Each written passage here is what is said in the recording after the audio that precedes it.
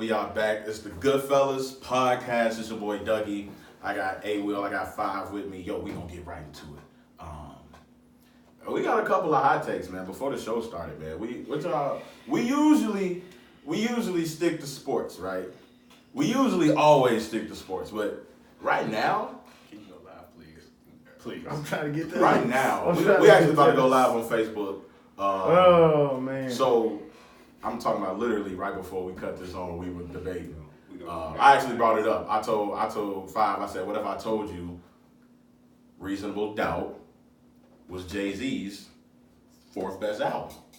You're gonna have to restate it because he might just went live. What? Just go. Did you just go live? Live. So just for the people that just joined in on the live, hot topic, not sports related. We talking music. I asked Five.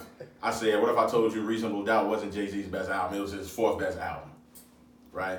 How you feel about that? Go to hell. I told him it's Blueprint, Black Album, Volume 2, then Reasonable Doubt. Go to hell. That's what I told him. So hey Will, how you feel about that? You ain't told a lie yet. Gasoline draws on. Well, you can send me wherever you want to send me. It don't stop it. It don't stop it from being true. Send me wherever you gonna send me. You give me a first class ticket. You can send me on a jet. You can shoot me there. You know what I'm saying? On a goddamn rocket. It don't matter. It's the truth. Not the truth. It's all I mean. Not even close. It's okay. Not even close. Oof. I mean, oh my God. I mean. Yeah, I just don't. That's just me. Like, I like the album. It's other Jay-Z albums I would play before Reasonable Doubt.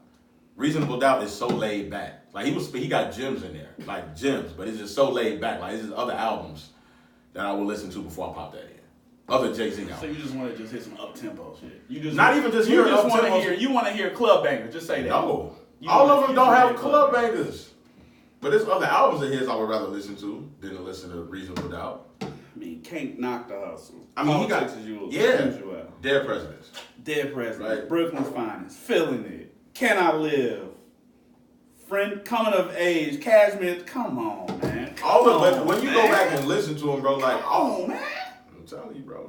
Blueprint. Regrets. Oh, come on, man. I love Blueprint. Blueprint is my favorite Jay-Z album. It's the best one. It's my favorite Jay-Z album. And Black Album.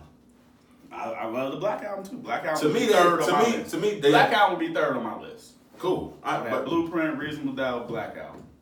That would be my top three. Then Volume 2. And then 444. Come on. That's how I would do it. That's how I would do it. They will. I'm done. I'm not even going. That's how I would do it. The man said 444. That's how I would do it. Just Over American Gangster? Oh, you know what? I lied. American Gangster. I moved American Gangster in top 5. Over Magna Carta Holy? Yeah. I would take 444 over Magna Carta Holy Grail. As a whole album. But now y'all disrespecting Reasonable Doubt though. I didn't disrespect it. Come on, man. I didn't disrespect it. Come on, man. Y'all, come on. Let me go look up Volume. Dude, look at the albums he got, bro. Let me look up Volume 2. Look at his albums he got, bro. Don't get me wrong. Volume 2 was flame. Dude, that's when they started saying he the man. I mean, it was flame. But it was a little commercial. Why? Because he had Hard Knock Life? He had 5 singles off the album. So that takes away from the quality of the album. No, it doesn't. No, it doesn't at all. It doesn't at all. I never get that argument when people say that. Just like I never get the argument when people say, "Oh, I ain't skip a track."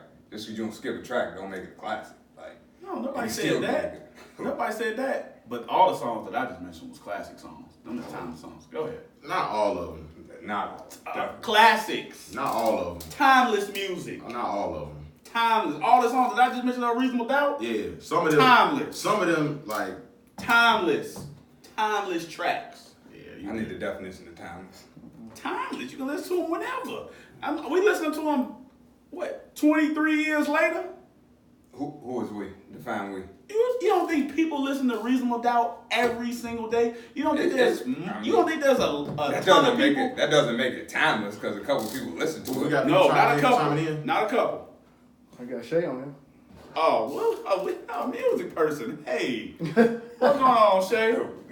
We got a music person out here. I mean, I'm just saying. Like some of them songs you said on Reasonable Doubt, like if you go song for song on like Black Album and Blueprint, Volume 2. or Volume 2, like You crazy. how? You crazy.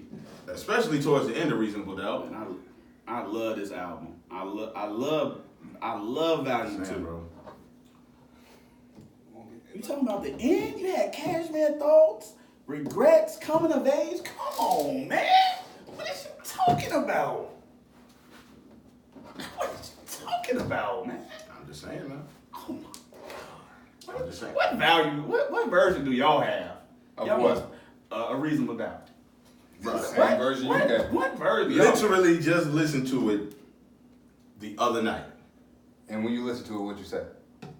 Cause I saw a debate on Facebook and it was comparing Reasonable Doubt to DMX's Dark as Hell. Ooh! And I was like, They damn. compared those two albums? They compared them, and I went track for track on each one. I'm like, DMX album was better. That was a 96 class. That was 96, wasn't it? No, nah, that was 98. 98? 98. But I was like, man. And then I realized, I'm like, man, maybe. It's Dark and Hell's album was better. X was nice. Flame. I want. If somebody would say it, I wouldn't. But I don't listen to Dark. I don't wake up on a random. When I went song for- let me go ahead and play Dark as Hell, Hell is Hot. When I went song for I song, really though. don't. When I went song for song, though. So does that I mean it's still not went with it. timeless? Does that mean it's not timeless? Kind of, yeah. Yep. Yeah, kind of. So when I just said Reasonable Doubt is not timeless, Yeah, 'cause I just everybody listened to don't Reasonable Doubt just last week. That's what I'm saying. Just Like, just because last week. one or two or a couple people listen to it It's not- doesn't make it If you timeless. think one or two people are That's listening to not Reasonable people. Doubt See, on a that's weekly what I'm basis, saying. you're crazy. You're missing what I'm saying because you just proved my point. But you're crazy. You just said it's dark and hell is hot is not timeless because you don't wake up and want to listen to it. Yeah, but just it's like timeless Eminem to music me. isn't timeless. Yeah. But it was hot at the time. We not But talking who- about Eminem. But who listens to Eminem these days? But we ain't talking Who about wakes Eminem. up and says, He gonna raise his hand. who wakes up and says, That's your problem. We're let not me talking listen about Eminem. to some Eminem then. That's your We're not problem. talking about Eminem. Don't move the goalpost. I know, I'm not moving Stay it. right. I'm staying it with you. So look, when I So went this is- track for track. Listen what When the I'm last saying. time you played Dark as Hell? No, when I went track for Nigga, track. When first the he last time you said- listened to it? I mean, I'm not. Damn, he said he drunk five. Who First said said that? you drunk five. Who? I need you to First- sit back for a second. I need. So let me finish. Go ahead. You just said it's dark and hell is hot. It's not timeless because you don't wake up and say, "Let me play that out." I couldn't tell you the last time I woke up and said, "Let me play Reasonable Doubt." But you are not, you a Jay-Z hater. First No, I'm of all. not. Yes, I you grew are. up a Jay-Z You are a fan. Jay-Z hater. I You grew are up a Jay-Z fan. hater. Welcome to the But I'm gonna be Jay-Z real with y'all. fan. Jay-Z You're a is not. Jay-Z hater. No Jay-Z All right, hater. You're that's a cool. Jay-Z hater. Call me what You're you a want. Jay-Z hater. This is beautiful. But what listen, you want? people say Reasonable Doubt like a top 10 album of all time. Like y'all do know People that. say the right? same thing about DMX album. What does that mean? I mean, they can say that when it's time, but that don't mean that it's timeless. That don't mean Reasonable Doubt is timeless. Jared, you're proving the point. Hey, Will, there's a thousand of people that listen to Reasonable Doubt. There's thousands of people. And that there's probably what is it? thousands of people that listen to his Dark and Hell is Hot. Exodus 98. Who? Jared, I don't know. Who? Listening to what? Yes, do you know the people that listen to Reasonable Doubt? I mean, I can just search it right now, and it'll come up now. It's playing. I can search a track right now, and you'll have hundreds of people. I can go to Twitter right now and search it, if that's what y'all want to do. I can do that. You can search it, but it's You still are gonna change. And you're gonna see hundreds of people saying now playing. proving Now my playing. point. You're gonna see hundreds of people Just saying they played it because today. people are playing it does not mean it's timeless. If everybody ain't playing it, it ain't timeless. That's what you're saying. I'm saying Because you- everybody is playing. That's what I'm trying to tell you. There's hundreds of people that listen to the album just today. So Ray, The album is before 23 yesterday- years long. The before album is yesterday, 23 years old. When was the last time you woke up and said, "Let me listen to Reasonable Doubt"? Before you saw the debate yesterday. A minute. My point exactly. What's So- a minute? So much. Some months. Oh my God. When the last time you played Dark as Hell and Hell is Hot? The title of the album is hilarious. He's not even saying it right. When, So whatever. When the last time? I don't even know. When last time I you don't popped even that know. in? I don't know. Years. And you Does comparing that mean it's months not time? to years? Does that mean it's not timeless? It don't. Are you? So we talking about it today. Are you gonna listen to it tomorrow? No. You gonna listen to Reasonable Doubt tomorrow? He just did. That shit he just did. He said he I saw said the a few debate. months He ago. said he saw the debate. I mean, yeah, I saw the debate and He I saw went the back and debate. forth and listened to both He of listened them. to songs. So he He listened to listened both of them Listen to both of them. yesterday. He just listened to both of them yesterday. And he listened to Reasonable Doubt just months ago. He just No, told he me. said he just thought about it months ago. No, he said he listened to it months ago. I just asked him. Ray, what did I ask you? Did I listen to it? I did.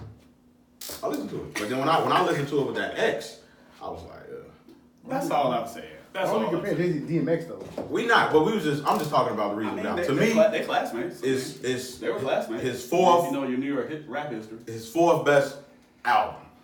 And that's no knock on Reasonable Doubt. Because Jay-Z got, Wow. Jesus. but the fourth, I got 3 other ones. There's no way anybody can convince me Blueprint and Black Album is not better than Reasonable Doubt. You just can't. The music is just better. Percy said he ready to fight. The music is just better. You ready to fight? Percy, he ready to fight. Why you ready? Talking about X? Yeah, he said probably got on that Rock Nation hat, so you know you gonna hate on X. We know that. I'm not You know hating on Jay-Z- X. I'm not you hating know on X. Jay-Z- I'm a Jay-Z DMX fan. fan. First of all, Come on. I'm a New York rapper You fan. not a New York rap fan. Dude, I listen to Kiss, Fat. I listen to all. Matter of fact, if you go into I got a playlist right now of all New York rappers, like literally all New York rappers. That's 110 songs long. That's all I'm saying. Listening to 5 New York artists does not make you a New York rapper. It's way more than 5 artists on there. So if you want to check it out, I'll let you see it after the show. And I don't gotta see it. It even got some DMX on there. I don't got I got your boy X. I've listened to him. I'll probably listen to him before you listen to it. That's a lie. Oh man. That's a lie. I'll probably listen to him before you listen to it. I just listened to It's Dark and Hell is High Percy yesterday. said fuck your playlist. Five artists. I'm just saying. That's what I'm doing. Well, come on. I'm over down south guy. But anyway, so we got another hot topic. This one is sports related, and we will be talking about that Jay-Z post. We gonna post that. We don't need We gonna post that, man. We talked about it, we gonna post it. But this one, literally, as well before the show started, we was talking about baseball, right? We was talking about black people watching baseball. And what did you say, Five? Black people are not into baseball anymore. Agree, disagree? I disagree. I just think baseball is it's not exciting. Like, it's hard to stomach through. Like, I mean, it's not a lot of home runs being hit. Well, this year it is.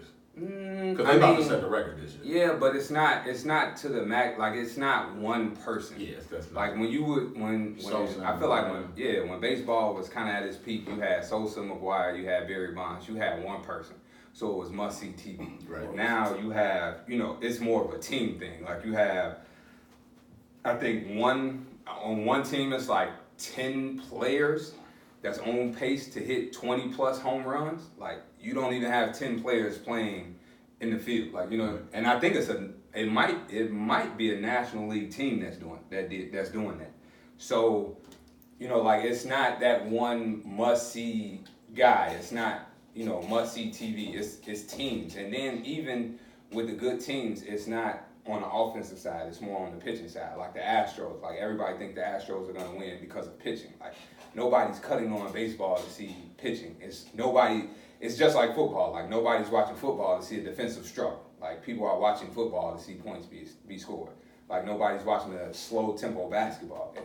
And baseball is just not that fast-paced game. There's not a lot of runs being scored on a nightly basis. It's not a lot of home runs being hit by teams. It's not a lot of like even stolen bases. It's not a lot of stolen bases anymore. Like it's very analytical. It's very strategic. It's very hit a home run and strike out. That's it. Right. So why did you say, when you say anymore, what do you think is? I mean, I feel like all the reasons that he just said is the reasons why I said it. Like, it's not exciting anymore to us anymore. Not exciting to our generation or the generation below us. Because I feel like, I mean, don't get me wrong, like I know we all enjoyed the home run races and people hitting 50 and 60 home runs, but that wasn't always the case. I mean, that wasn't always the case. I mean, that was just a short time period in baseball when that was actually happening. I mean, you'd have the occasional guy hit 50, and that was like a ton of home runs at one point. And then when guys start hitting to the 50s regularly, and then you had a couple 60s going there, and then you had Bonds with the 70, McGuire with the 70, like it started to open a lot of people's eyes, I should say. Because I remember a time before that when you hit 42, 40 home runs, and you were considered a slugger in baseball. Even with Griffey, you go back and look at Griffey. When Griffey was hitting 40, 42 home runs, he was considered a power hitter. You know what I'm saying? So to me, I think it's a generational thing. The reason, and some of the reasons A. Will just said, because the game is not exciting. It's not exciting to watch anymore. There's not a lot of stolen bases, right? You don't see a lot of flashy plays all the time. And to be honest with you, like I just think like us, just as a total, we're not the headlines anymore, right? I was waiting for you know, somebody to when say it. guys like Barry Bonds, Ken Griffey, like even Sammy, you know, obviously Sammy Sosa is Dominican, but you know, we consider Sammy as being, you know, somewhat part of us. But when you don't have those guys headlining your sport, people are not going to gravitate to the sport. I mean, you don't have you know, and it starts with the young people, right? When you're 5 years old, you're 6 years old, and then you know, like when I was young, we all looked up to Griffey, we all looked up to Barry Bonds. You know, they made us want to play the sport. They were our idols in the sport. We wanted to be like them. We wanted to play baseball. To be honest, I feel like the times are just not like that anymore. No, it's different. Yeah, there's not. It's different. We guys got want to play football. The young kids want to play football, and they want to play basketball. we got I mean, you got to look in the Dominican Republic. They're breeding their players, these kids, as soon as they're 5 years old, right? Mm-hmm. So they've been playing for a long, long time. And like you said, we don't really have any representation as far as like us. Like you said, like a Barry Bonds or Ken Griffey. Like you can go as far as like Frank Thomas, Kenny Lofton. Like you can just go like, you know what I'm saying? Even with Hank Aaron, like who was the home run leader at one point, right? We don't have that anymore. Like you look at basketball, Willie Mays, you know what I'm saying? Like you look at basketball, Ray Durham. who you see? Come on, man. White Sox played all day. But you look at, come on, you did not say get your man right there. That was my boy though. Get your man. Southside. But yeah, you look at like basketball, you see, you know, even when we were growing up, like Kobe, you know what I'm saying? You see Iverson, you see KG, you know what I'm saying? That majority of the league is black. Even when we were super young, Yeah. Georgia League was super black. Like, and then you look at Barkley, yeah, Malone. you go to football, same thing. You know what I'm saying? But you look at other sports, we'll watch it for that one particular person. You look at tennis, Venus, Everybody watches Serena, Serena. Everybody golf, watches Tiger. Who we watching for baseball right now? You got I somebody? was asking me who's the black. Like Who's to the that best level, African American? You know what I mean? Who's the best African American player in baseball right now? I can't tell you. Player period. I'm gonna tell you, but I'm biased. Who, Tim Allen? Yeah. He could be up there. I'm trying to showcase him a little bit too. Yeah. You know. The fact that you gotta think that long. See, I don't watch. I'm gonna be honest with you. I don't watch enough baseball. But back in the day, you didn't have to watch enough of it, but you knew, right? You would say Griffey. I would have said Griffey, but I mean, to me, I don't know. And the other thing I'm gonna say is the best player in baseball is not on TV. He's not on national TV enough. That's another thing that's wrong with baseball. Their best players are not on TV. Like baseball has this thing where they try to show everybody, which in a sense is good. Like you want to show all of your you want to show all your teams, you want to show all your product. But if you even go back to the home run era, like the Cubs was on TV, the Cardinals was on TV, the Giants was on TV, and they were on ESPN a lot. So when you turn, like right now when there's nothing on but baseball and football is starting, like you had no other choice but to watch Barry Bonds or Sammy Sosa or Mark McGuire. Like those were the guys on TV. Like Mike Trout ain't on TV. Bryce Harper ain't on TV every night.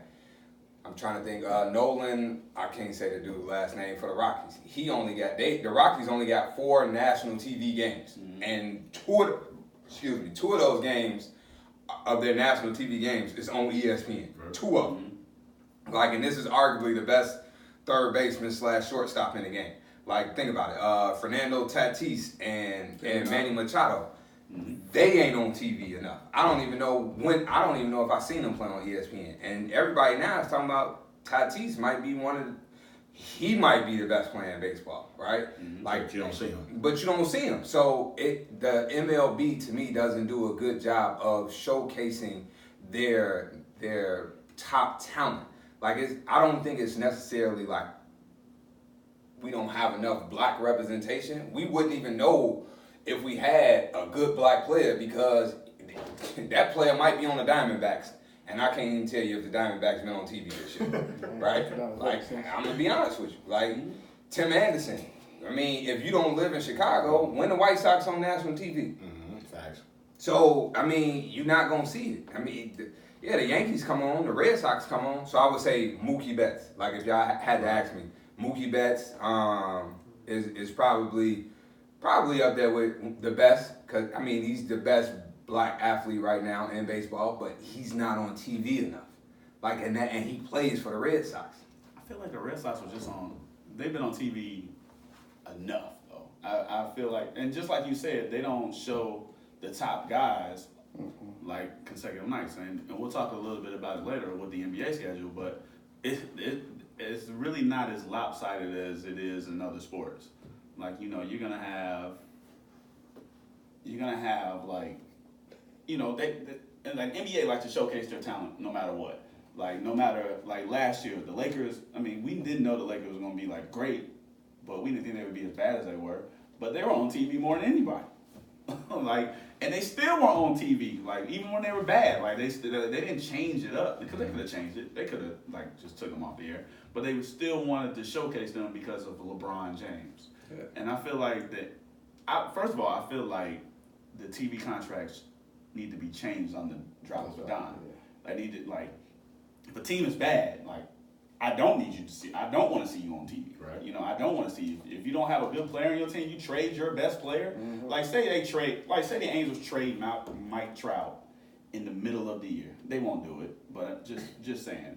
Say they trade him in the middle of the year, but they have a TV deal where they're going to be on TV 30 games, and they have 15 more games left on that contract. Guess what they're going to do? They're still going to show them those 15. So you basically want them to have a blackout rule like the NFL flexibility. Does. Yeah, they need to have certain flexibility in order to showcase that talent. I think the only thing is it's harder for baseball because they play so many games, and a lot of those games sometimes, like in the summertime, some of those games are day games, they're early evening games. That's the other thing with baseball. Like, you have too much, like.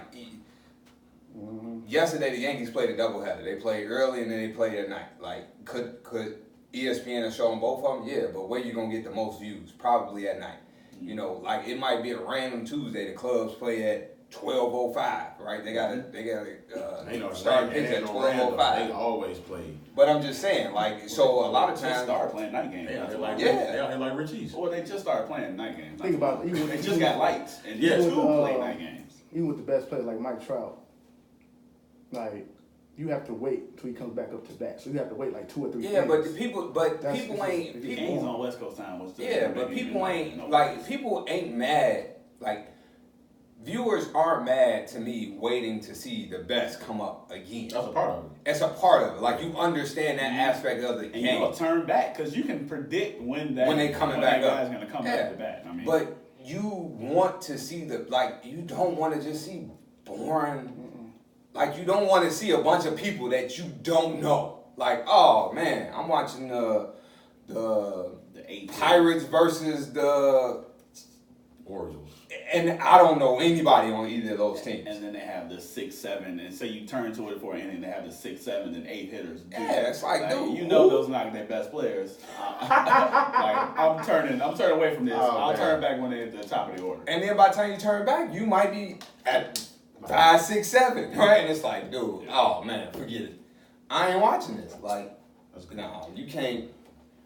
I just think baseball don't do a good job of showcasing their talent. They have to. I also feel like I'm just gonna go back to what we talked about with the young kids. Like, we have to. I'm not saying we have to, Like, if we want to get the enjoyment back in the sport, we have to get our young kids back into the sport. Like, it was my first sport that I ever played.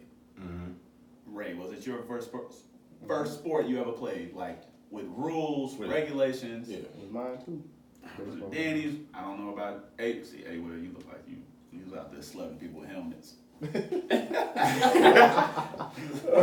no baseball for You me. look like you was out there cracking people with helmets. Wasn't no baseball with me. So, but that's that's my thing. Like, if you want to put the enjoyment back in the game, especially with the adults, because as people have kids, and you have kids that play the sport, and then they want to go see the professionals, right? They play the sport, and they want to see the professionals play.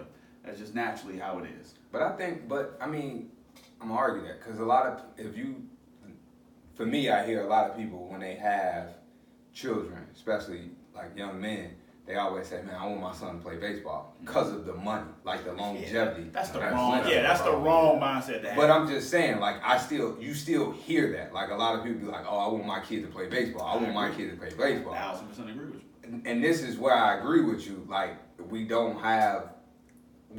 not showcasing that black talent to the black kids.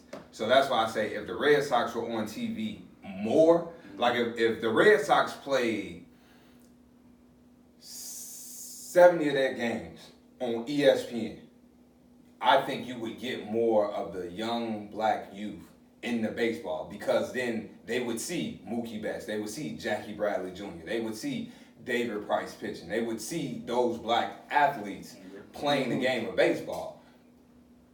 So it's just, to me, it goes back to showcasing the talent. Like, Aaron Judge, like, I was gonna say Aaron Judge at first. Actually, I didn't want to I see don't know if people he's say. 100% black, but Probably not. But if he J. was, Cole is neither. But but what I'm just Get in saying, the house. if you see that, like, you'll see Aaron Judge, you'll see CC Sabathia, you'll see Aaron Hicks, like, you'll see those guys on TV. Like, you have to start showcasing that talent more. Like, even with your best player, like, I'm gonna continue to say it, Mike Trout needs to be on. His team sucks, yes, but he needs to be on TV. That's your best player. awful. That's your best player. So that's another good discussion. So I remember, speaking of Mookie Betts, I remember Mookie Blaylock. All right, he locked up actually. He is? Come on, man. No, he is. He's actually about to get out. He about to get out. Yeah, he's about to get Yeah, out. he Atlanta Hawks, He man. only got 7 Sebastian Telfair just went to jail too. Come on, We're man. not talking about jail sentences right now. Okay, let's go to the next subject. Okay, don't let Danny get you off topic. Hey man, it's going right to basketball. Rich Paul rule. Hey, He ain't in jail. Sorry, Will. So yeah, we got the Rich Paul rule, man. Hawks. They basically tried to stop the man from recruiting NCAA basketball players, man. Not all of them. Not all of them, but Most of some of them. yeah, man. Tried to say the main thing was they put in that he had to have his bachelor's degree, which he does not have. It took about a couple days for them to change it? 4 days. About 3-4 days until they revoked that. And so now you don't need a bachelor's degree anymore. How y'all feel about that? I'm gonna let y'all talk about that. Shit. I think if it would have stayed intact, I told y'all this. I think you would have seen more of the high school athletes start to go the overseas route instead of going to college. Or you would have seen more of the athletes that felt like they were one and done just actually declare. Because I think it was the loophole in it was he couldn't represent those athletes that were kind of on the fence about going to the league versus going back to college. That's exactly what it is. So I do hate the rule. Like, what Rich Paul said was true. You can't tell me a person going to college for 4 years to systematically learn is better than a person that doesn't go to college. You can't tell me that at all. Like, some of your top CEOs in some of your top Fortune 25 companies did not go to college. And to echo off of that, the exact quote is, does anyone really believe a 4-year degree is what separates an ethical person from a con artist? No, it doesn't. I agree. It doesn't. So, I just think Rich Paul's name has been mentioned too much over the past I'm gonna say 4 years, maybe 4 to 5 years. His name has been mentioned too much, as far as like getting players money, running the Cavaliers, running. Last year was rumors he was running. Him and LeBron was running the Lakers. Like, I just think his name has been mentioned too much, and he's been becoming bigger than life. And so I think that was a way of maybe the NBA kind of trying to deflate him a little bit and bring, like, maybe try to just bring him back down. Like, look, Rich, you ain't bigger than, the game of basketball. You don't run the NBA. And it was a bad move by the NBA, 100% bad move. I mean, NCAA. NCAA, yeah, NCAA. I'm sorry. NBA didn't have anything complete bad move by the NCAA. How you feel about it? Two things. So the rule was super dumb. I mean, they were targeting him, but not just him. It was some other. Now that I have learned about it and listened to interviews and read about it, and just listen to all the agents who don't have degrees. Like, there's like a ton of them out there that don't have degrees. It wasn't just him. And I think people haven't thought about what the NCAA was thinking of it. So basically, what the NCAA, just my perception on it, they thought that a person with a degree would be able to be more reasonable and let a person know that they need to stay in school. Better equipped to tell them they need to stay in school if they really do need it, instead of, as Rich Paul says, con artisting them to, even if they do know they need to stay in school, come get this money. Come get this money with me. I can get you this money, and we'll go on to that. Two things on that. He's absolutely right. Like, some of the biggest con artists you will ever see probably have degrees. Mm-hmm. I mean, guys are lying to guys. They're selling dreams. I mean, he's right on the money when he said that. Like, and some of these. I mean, you've just seen what some of the agents have set some of these players up for failure. I mean, Adrian Peterson broke. I was just about to say that is the reason we have so many athletes who are broke today. Is because agents haven't been straight up with their clients. And I mean, look at the president. That's a different story. He got a degree. I mean, I didn't even know he had a degree, to be honest with you. But I'm just saying. Talk about con artists. Yeah, I don't know where you got that from, but we'll continue. But my thing is, some of the biggest con artists like went to school, have degrees, yes, and they're gonna lie to these players to put money in their own pocket. Country. You need a timeout. You need a timeout. Yes, you need. You need a timeout. That mule you got over there, we need to put that over there. But that's my thing. Like, what I'm saying. So here, Rich Paul was 100%. Now here's the other thing. Well, I will say, like, I haven't really seen Rich Paul get super young clients. So I haven't really seen what he's really, You haven't seen him get nobody out of I've never seen him get somebody fresh out of college, except for Ben Simmons. Ben Simmons has really been the only one. Dude, that's and on Ben the Lakers. Simmons was a clear cut. That's on the Lakers now. It's with Clutch Sports. That's the first one. Yeah. First one. So my thing is, like, a lot of his notable clients have come within their actual NBA careers. Ben Simmons is the only one who really signed with him straight out of college. Yeah. I'm signing with dude. This is my representation. Ben Simmons has been pretty good, But at the same time, we knew Ben Simmons was coming out. He went to LSU. Come on now. We knew he wasn't staying at LSU another year. You know what I'm saying? They didn't even make the tournament. They played in the NIT, if I'm not mistaken. I don't even think I don't know. they might have declined the invitation. I think They played the NIT. I don't think he played. He didn't play. That's what it was. They made the NIT. He didn't play. That's what it was. You ever seen this documentary? Ben Simmons? Yeah. No, I haven't. Watch. Watch. He Good watch. it tells you a lot about Ben Simmons in college basketball, like a lot. How he legit did not want to go to college at all.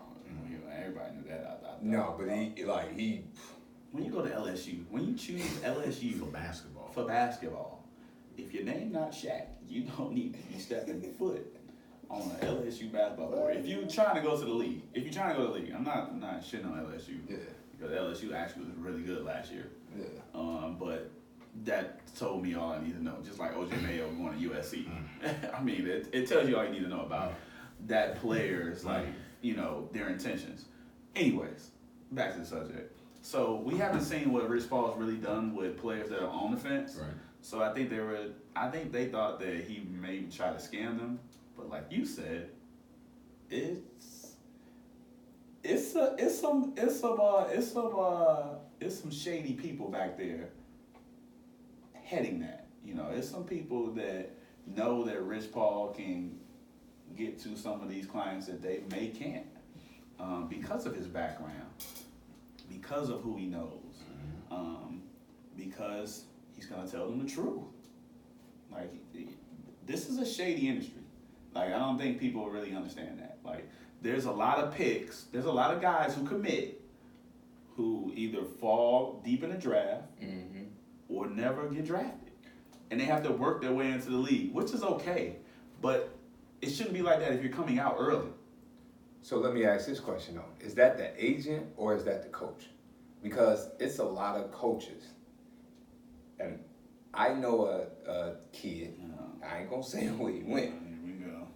I already know what you're talking about. But he was told by his coach, like, basically, don't come back here because you ain't getting no minutes. I know exactly what you're talking about, but I'm not. You ain't getting no minutes. So I'm not gonna mention any names, but I know you. I mean, how is it okay for a coach to tell a kid, like, you got one or two options: transfer or go or declare for the draft, because you ain't coming back. If you come back here, you're not getting any minutes.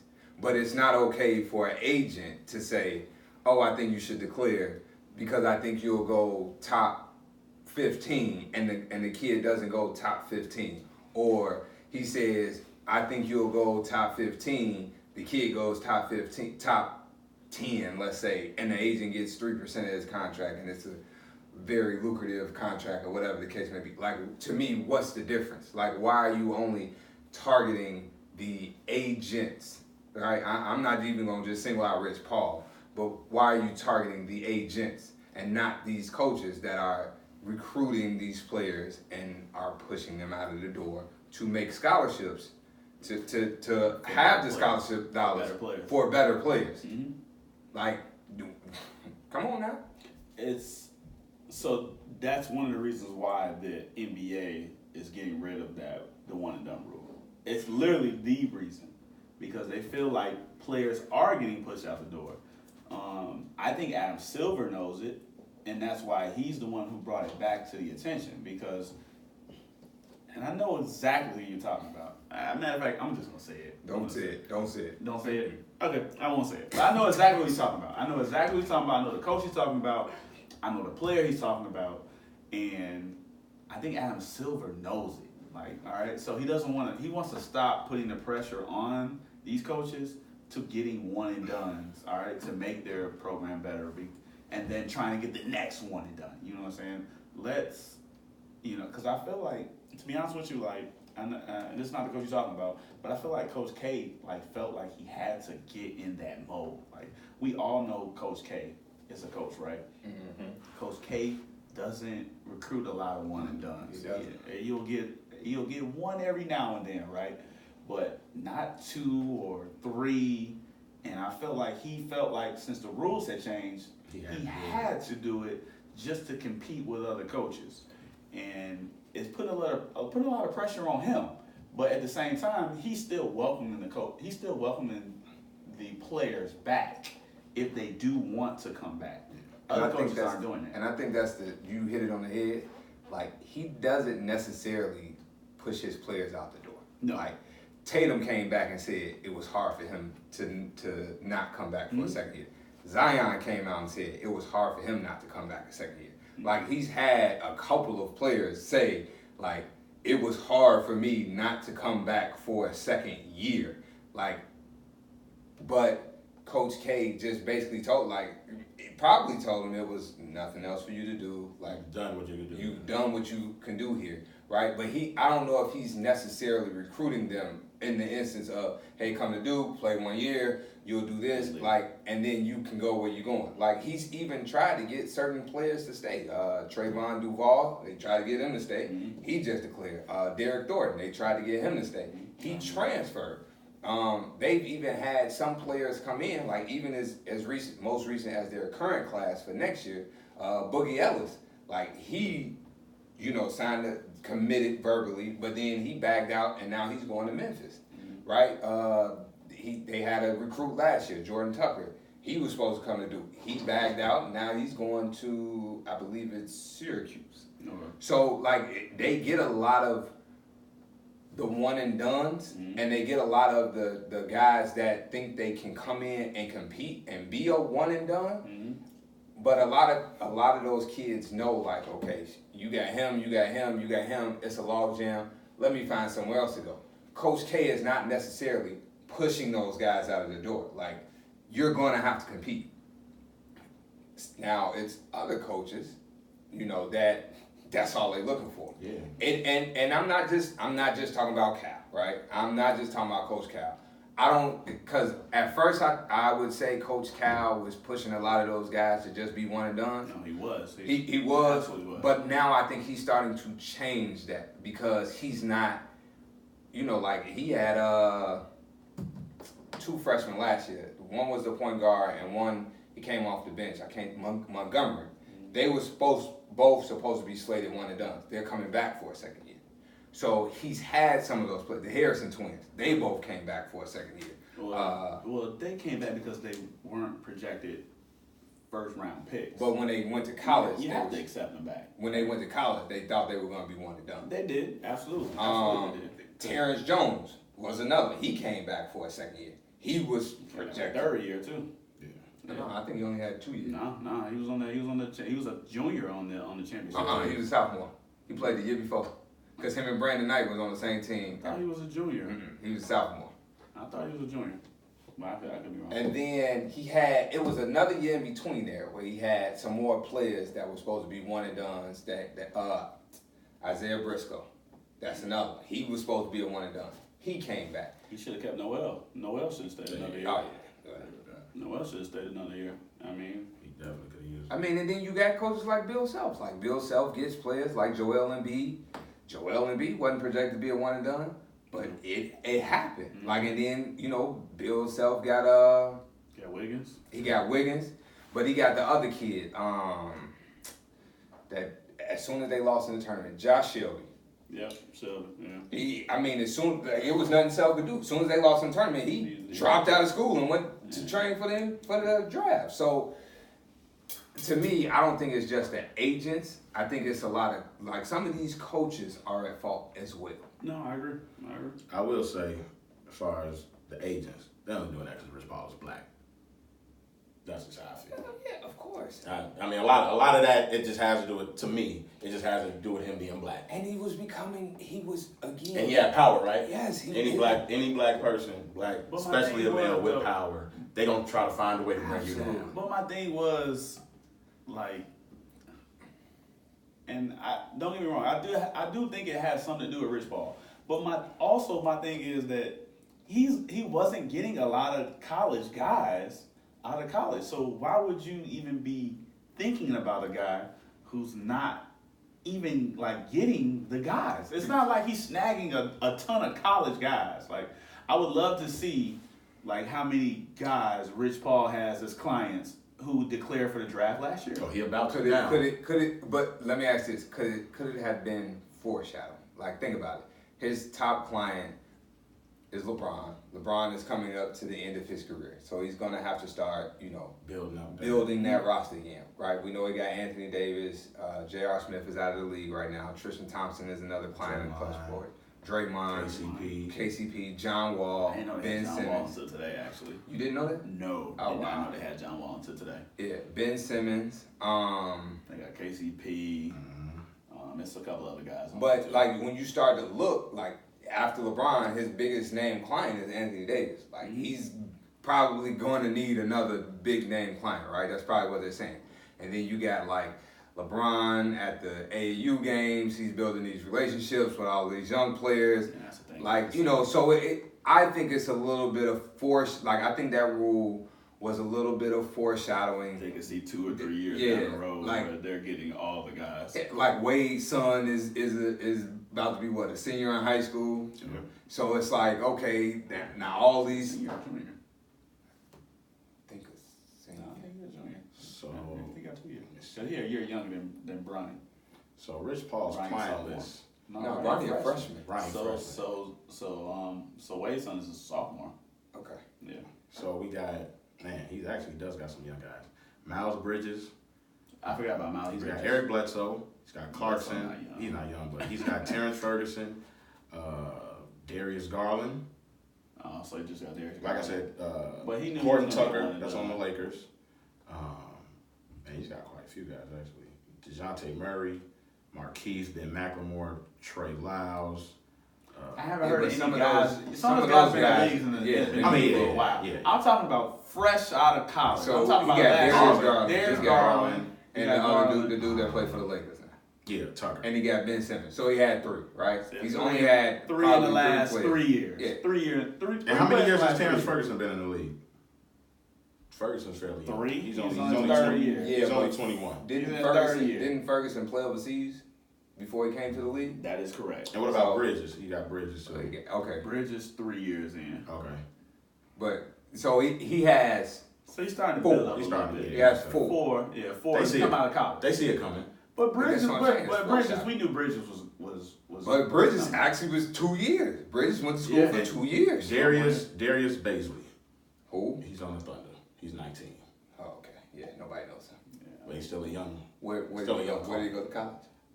When did he get drafted? I don't know. Okay, yeah. Yeah, but that's my thing. It's not like he was snagging like a ton of players out of college. I felt like, I mean, don't get me wrong, the rule was dumb as hell.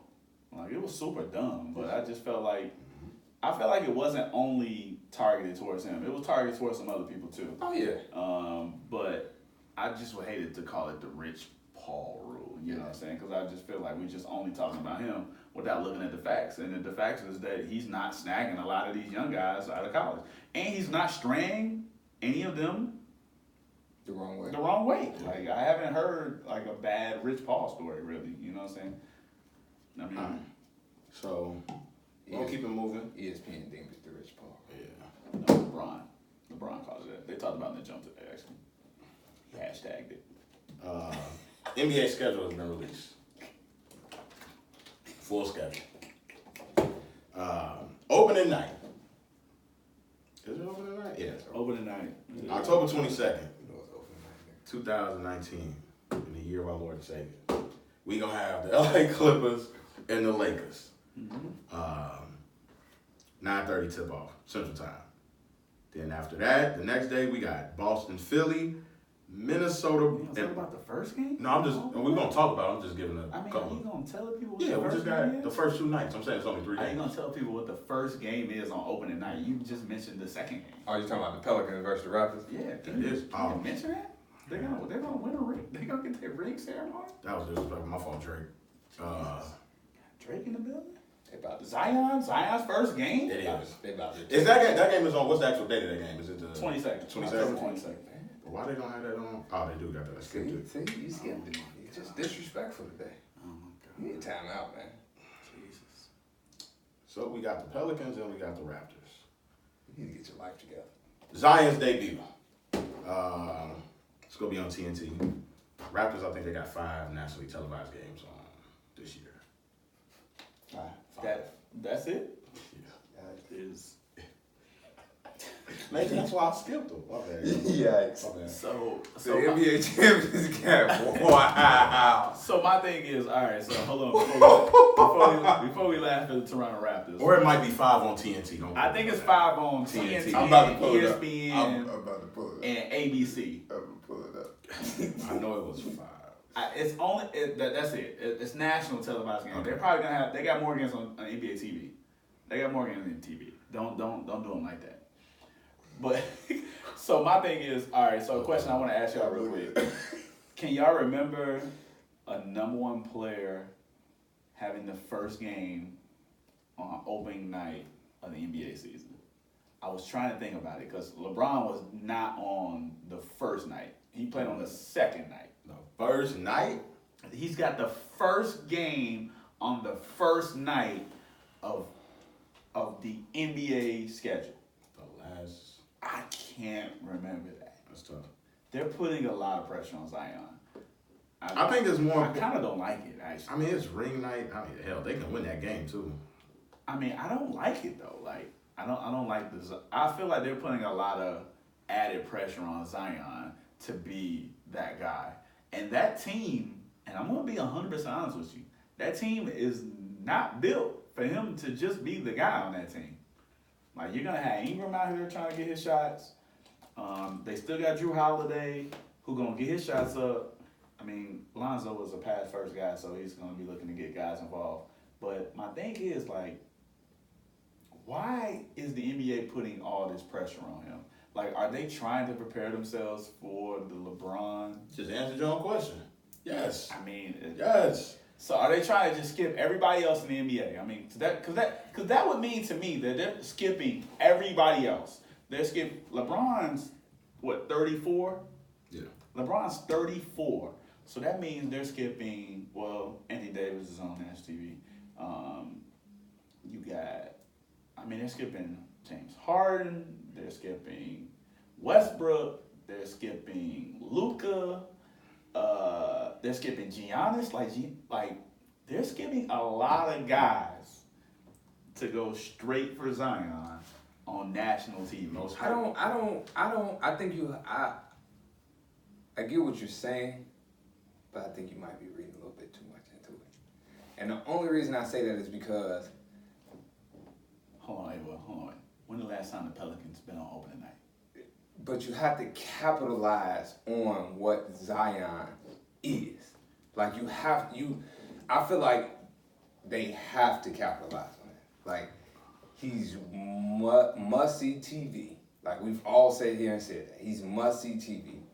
He is an Instagram sensation. Like he's approachable. He's likable. He's just like a regular, to me, he's just like that regular kind of like, I don't want to say goofy, but like kind of like just playful guy. Like, and so he's the most hyped since LeBron, right?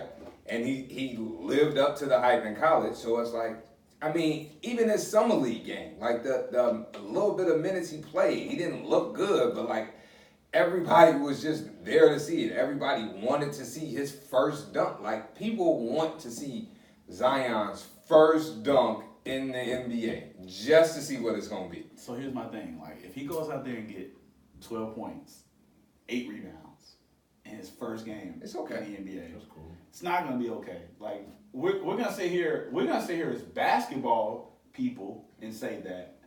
We're going to say that because we sit here and we talk about sports every week. We talk about sports every day, but we all know how fans are going to react. Like, But I mean, they're going to try with anybody. let me ask you this question. No, Let me ask you this question. because LeBron's first game, LeBron was great in his first game. He was. In the NBA. He He was was. outstanding in his first game. But let's say Zion has 12 and 8, right? And let's say 6 of those 12 points are on dunks. And let's say one of those dunks, he dunks on somebody. And let's say the other 2 dunks are fast break dunks, and he just does something like a 360 or something just Spectacular. like, I don't even want to say spectacular, but something basic we haven't seen before, but it's Zion. So he gets a steal and it's a breakaway and he just does a 360. Like, people only gonna remember the dunks. Sports Center only gonna show the dunks. I mean, this is a highlight driven. I get you on this, a highlight driven league. I mean, I get you on that, but he goes out there and get 12 and 8. I'm telling you, it's gonna be a lot. I mean, it depends on how many shots he takes too, because Overrated. Well, say like, he gets the 6 dunks. Say all his dunks. Say all his points off dunks. All his points off dunks. So all 12 of his points. So he got 6 dunks. He got 6 dunks. That's all you're gonna hear people. Oh, you ain't. It's okay. That's all he does is dunk. That's all he does is dunk. But you got to look at the team you just said that he's around. He's not going to be asked to go out there and like dribble the ball on the perimeter and do all these things. Tell you though, Ray, like they're putting him in a position That he's not ready for. that he's not ready for. Like they want him to go out there and get 20 and 10 or 20 and 12 or 24 and 12 on his first night. But what if they just want him to go out there and dunk? Like, what if they just won't? They're setting him up for failure, though. That's my thing, though. They're setting him up for failure. If they think he's gonna only go out there and get 6 or 7 dunks, and that's just gonna be it, I don't think it's down to basketball. I don't think it's 6 or 7. I just think they. It's just the aura around him. He's the rebounding, the athleticism. Do you want to see? But everybody knows he isn't the same type of player as LeBron. But let me ask this. Saying that, but the hype is there. So let me ask. I mean, the hype is there, but at the same time, people know he's not the guy that's gonna come down and give you 8, 9 assists. Like, I mean, what if he gets a couple of crazy blocks to go along with 12, 14 points, has double-digit rebounds? But my thing is, what if he only takes 8 shots? I mean, he's on a team where he's not going to be taking 20 shots a night. Still going to get a lot of criticism. So, I don't so let me ask. Like LeBron's first game was on television. It wasn't opening night. It was opening night, but it was second. It was on television. It was right? Kings, I remember. So, are you saying that you would be okay with Zion's first game being the second night? Not opening night, but the second night. Yes, absolutely. I mean, I'm not saying like he deserves to be on the second night, but what I'm saying is this is pressure. Like everybody, like I don't think you understand. Like he's going to be on the first game. Everybody's going to be tuned in. Like everybody. Like, but we know why everybody's tuned in, right? This might be the hype. No. They're gonna tune in because of Zion, but also it's the first day of NBA. No, but I'm just saying, like everybody, you're right. Everybody's tuning in because it's the first game of the NBA season. But if I can say this is the first game of the NBA season, this is Zion's first game, and it potentially will be his first dunk. Like you're gonna watch. You don't want to be the guy to miss Zion's first dunk. But right or wrong. I mean, if it's spectacular, I mean, you don't want to miss it. But even if it's boring. But my thing is, no, I don't. Me as a basketball fan, I don't give a shit if it's boring. Like, if you're a real basketball fan, you don't care. Like, if it's boring. Like, if he goes out there and gets 6 dunks, yeah, like, you're gonna be like, oh man, he just. If you're a real basketball guy, if you're really looking at the actual sport and looking at the game, you're gonna be like, oh man, they was right. That's all he do is dunk. And you're going to have a lot of that. Like, if he does go out there and have that type of game, like, he's going to hear a lot of that.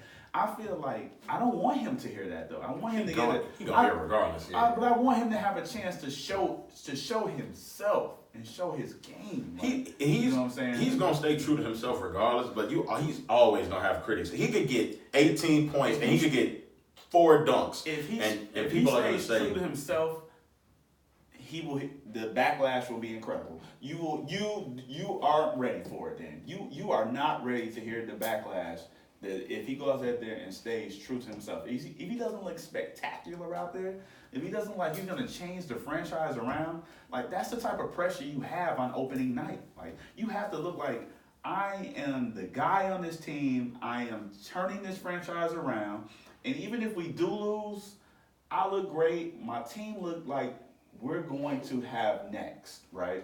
That's the type of mentality you have to have on opening night. Like, and just like when LeBron had when the Cavs played, right?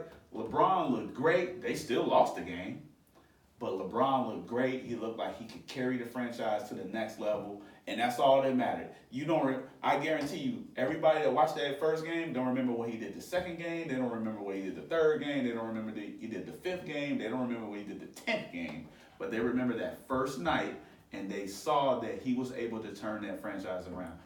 And that's the type of, he's going to have way more pressure than that because, like I said, LeBron played on second day. He played on the second day of the NBA. He's playing on the first game of the schedule. I don't think you guys understand that. I mean, it's the first game of the schedule. Like, it's opening night. Like, I think he's ready for it. I'm just be cut and dry with it, man. I think, and Do you think he's gonna show that he's gonna be able to change that franchise around? I don't, but see, I don't think his game is built like that. And I was just, but I mean, and like- see, I like think his if game you- is- then the controversy is gonna be through the roof. I But mean, if you're a true basketball fan and you watch Zion play any game last year at Duke or any stretch of games, even if you just watched the tournament, like he took over games, but he took over games in more than one way. It wasn't always just scoring. And the one thing that everybody said about Zion was his effort and his energy. And it always started on the defensive end. So if you are a true basketball fan, if you're a true basketball watcher, if you truly understand the game of basketball, then you're not looking for Zion to come out the first game.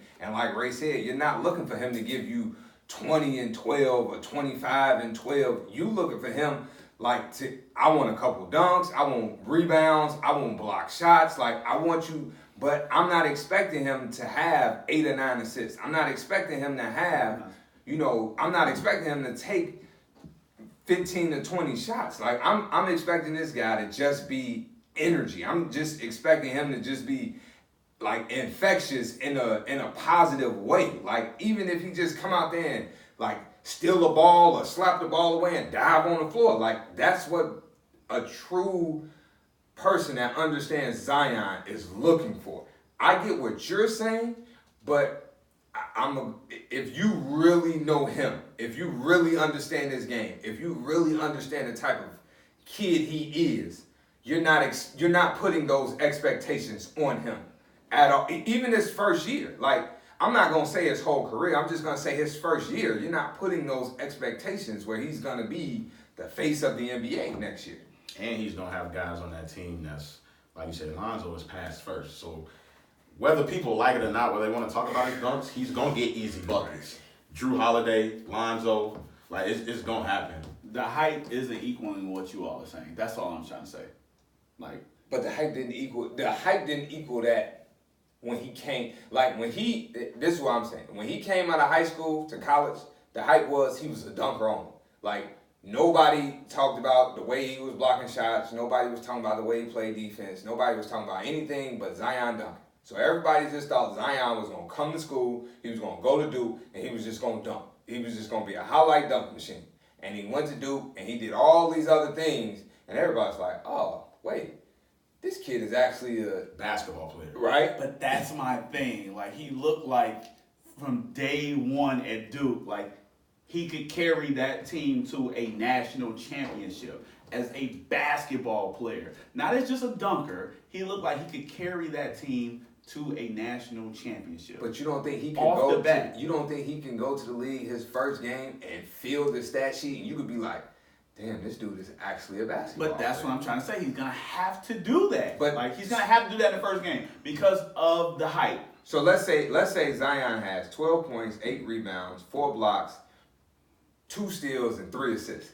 They're gonna be like, Is that still a letdown? no, I don't think so. I mean, I don't think so. But I mean, there's probably still gonna have, depending on how he gets the points, depending on how he looks. I mean, So then people are just gonna be nitpicking because he's of still course going to they're show gonna be. you. Of course they're gonna be nitpicking. He's the number one pick in the draft. But he's still going to show you. We know how this goes. We know how this goes. I get what you're We saying. know how this goes. But what I guess what I'm trying to say now is like he's damned if he do, he damned if he don't. Listen. On October 23rd, on First Take, all right, the first thing they're gonna talk about is the Lakers and Clippers. I don't watch First Take. Well, whatever sports show you watch in the morning. If you watch sports shows in the morning, the first subject is going to be your take on the Lakers and Clippers Yeah.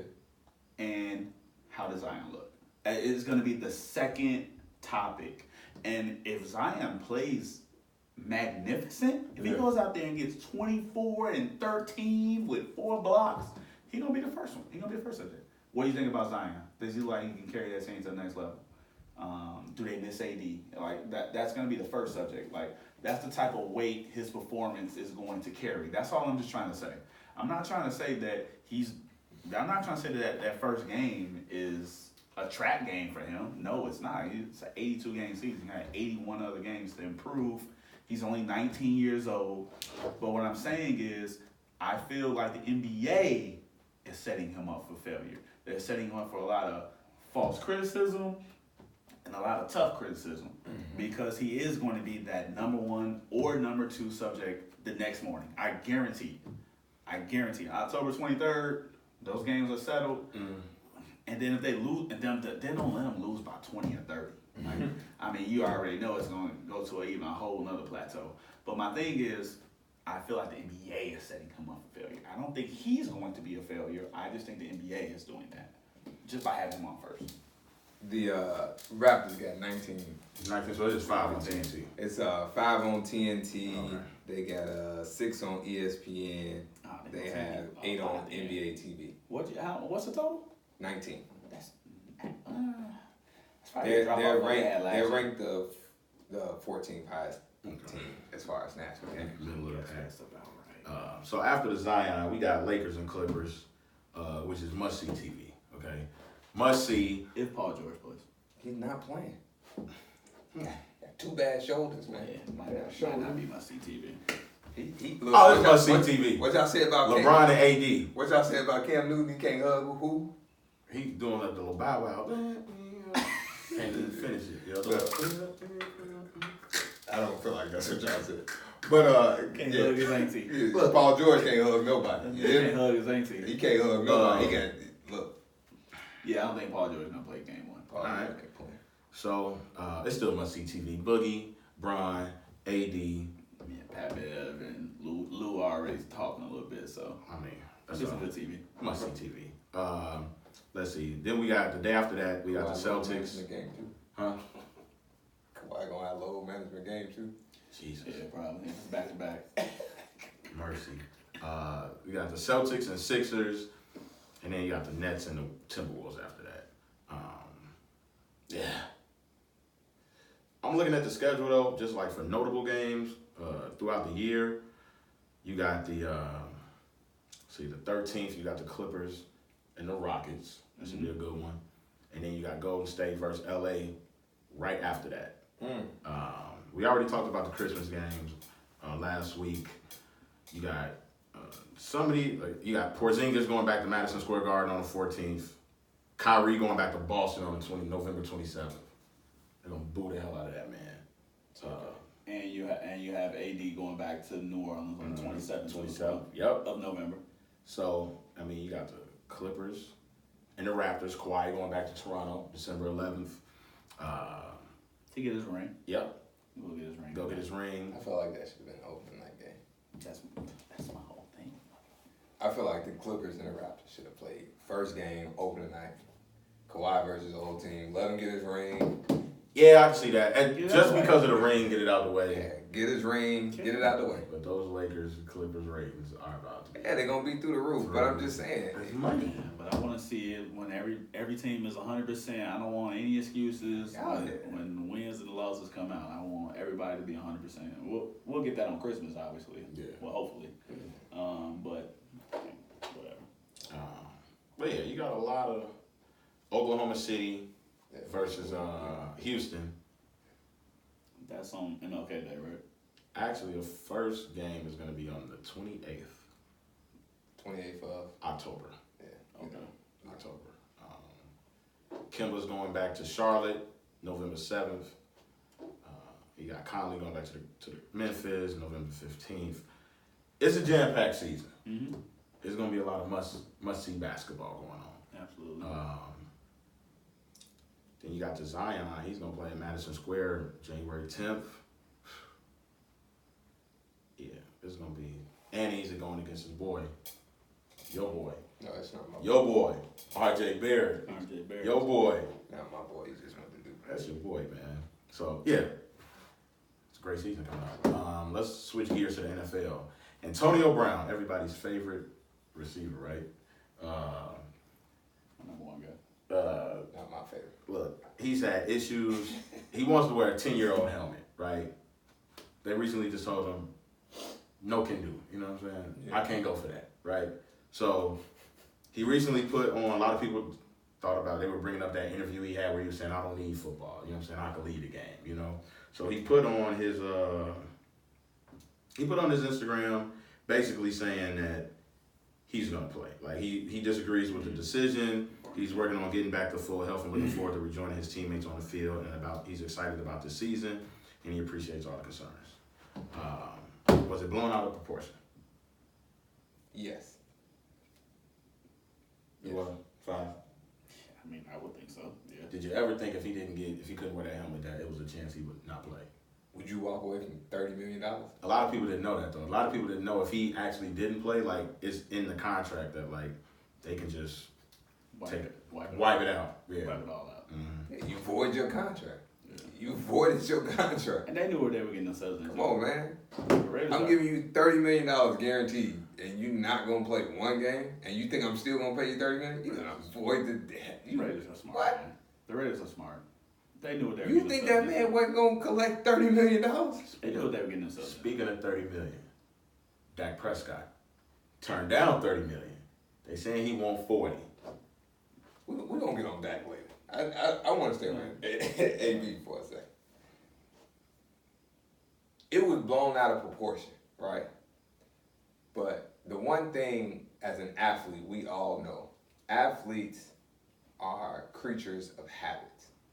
And a lot of athletes are superstitious, right? So you have your favorite pair of shoes, or you had your favorite shorts, or you had your favorite socks, or your favorite whatever, right? Like, when you were playing baseball, you probably wanted a particular type of glove. Like you probably wanted to use the glove that you used for the past 5-6 years. You know, like 5, when you was playing basketball, you probably wanted to wear a particular style or type of shoe, like a particular brand, you know, like particular cut, like. Actually wore the Barclays. So you know what I'm saying, like, and it probably your coach probably came to you and said, "Hey man, these don't go with our uniform." Oh well, I'm wearing them, right? Like, cause that's what you felt comfortable in playing in. Mm-hmm. Like, and even if you had to find a pair of Barclays that matched the team uniform, that was your mission, right? If you had to find a glove that was the same type of glove, the same style glove, that was up to code or up to par, like you played with that glove. If you were able to use the things that you wanted to use, you used them, right? So I get where AB is coming from in that stand. Like, this is the helmet I've used my entire career. I'm a creature of habit. Like, I want to look a certain way. Like, you know, Deion got this saying, you look good, you feel good, you play good, They right? pay good. Right? So, like, the athletes truly believe in that. Like, it's a lot of athletes that truly believe in that. Even Tom Brady came out yesterday and said he don't like the new helmet. Like, he want to go back to his old helmet, but he can't. So, like, some people are willing to have that battle and some people aren't. I'm okay with AB having that battle because that's what he's comfortable with. Like, that might be his superstition. Mm-hmm. And athletes do not want to break that. Gotcha. 30 million just speaks volumes. I mean, he knew the ends behind the contract. Trust me. I'm pretty sure his agent is whispering in his ear every single day about it. Every minute And Drew about Rosenhaus it. is agent? Yeah, Drew Rosenhaus is definitely his agent. So you know how that goes. Drew ain't letting nobody turn down no 30 million. So it was, the money aspect behind it was a certain thing. What I didn't like about the general public was saying about it was that they want to make it all about concussions, right? Right.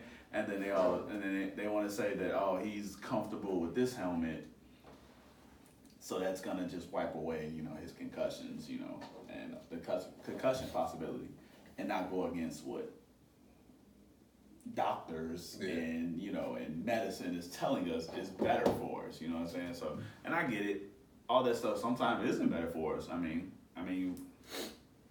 there's just no telling what's better for you and what's not better for you.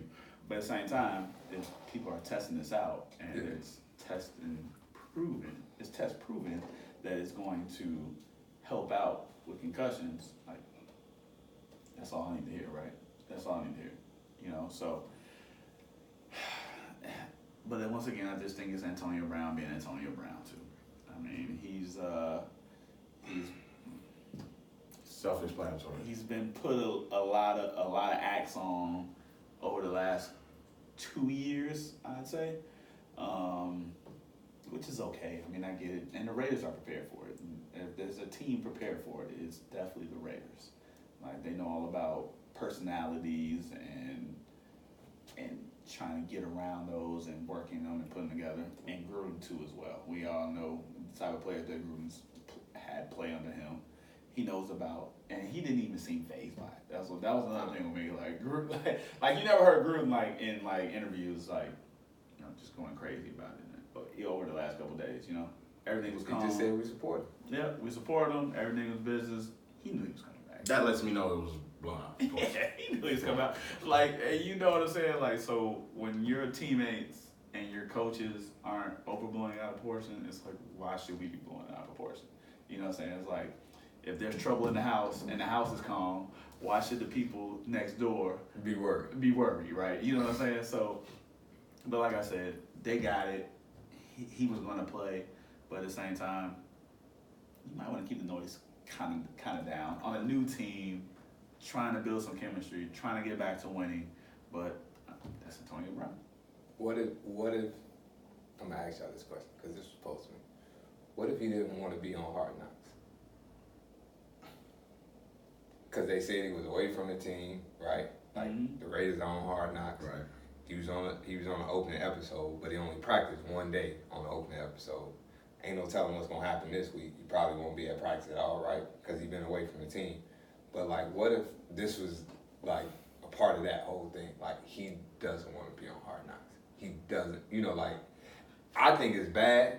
Because my response was he should want to be on Hard Knocks just to show his true self, so people can get the chance to see him and not let the media and, you know, reporters and all that like steer the narrative for him. But I can see that though, right? Because like a lot of people don't want their personal business, their personal workouts, personal work ethic, you know, out there on Hard Knocks. Like they just want to be able to show you like, this is what I'm doing. Yeah.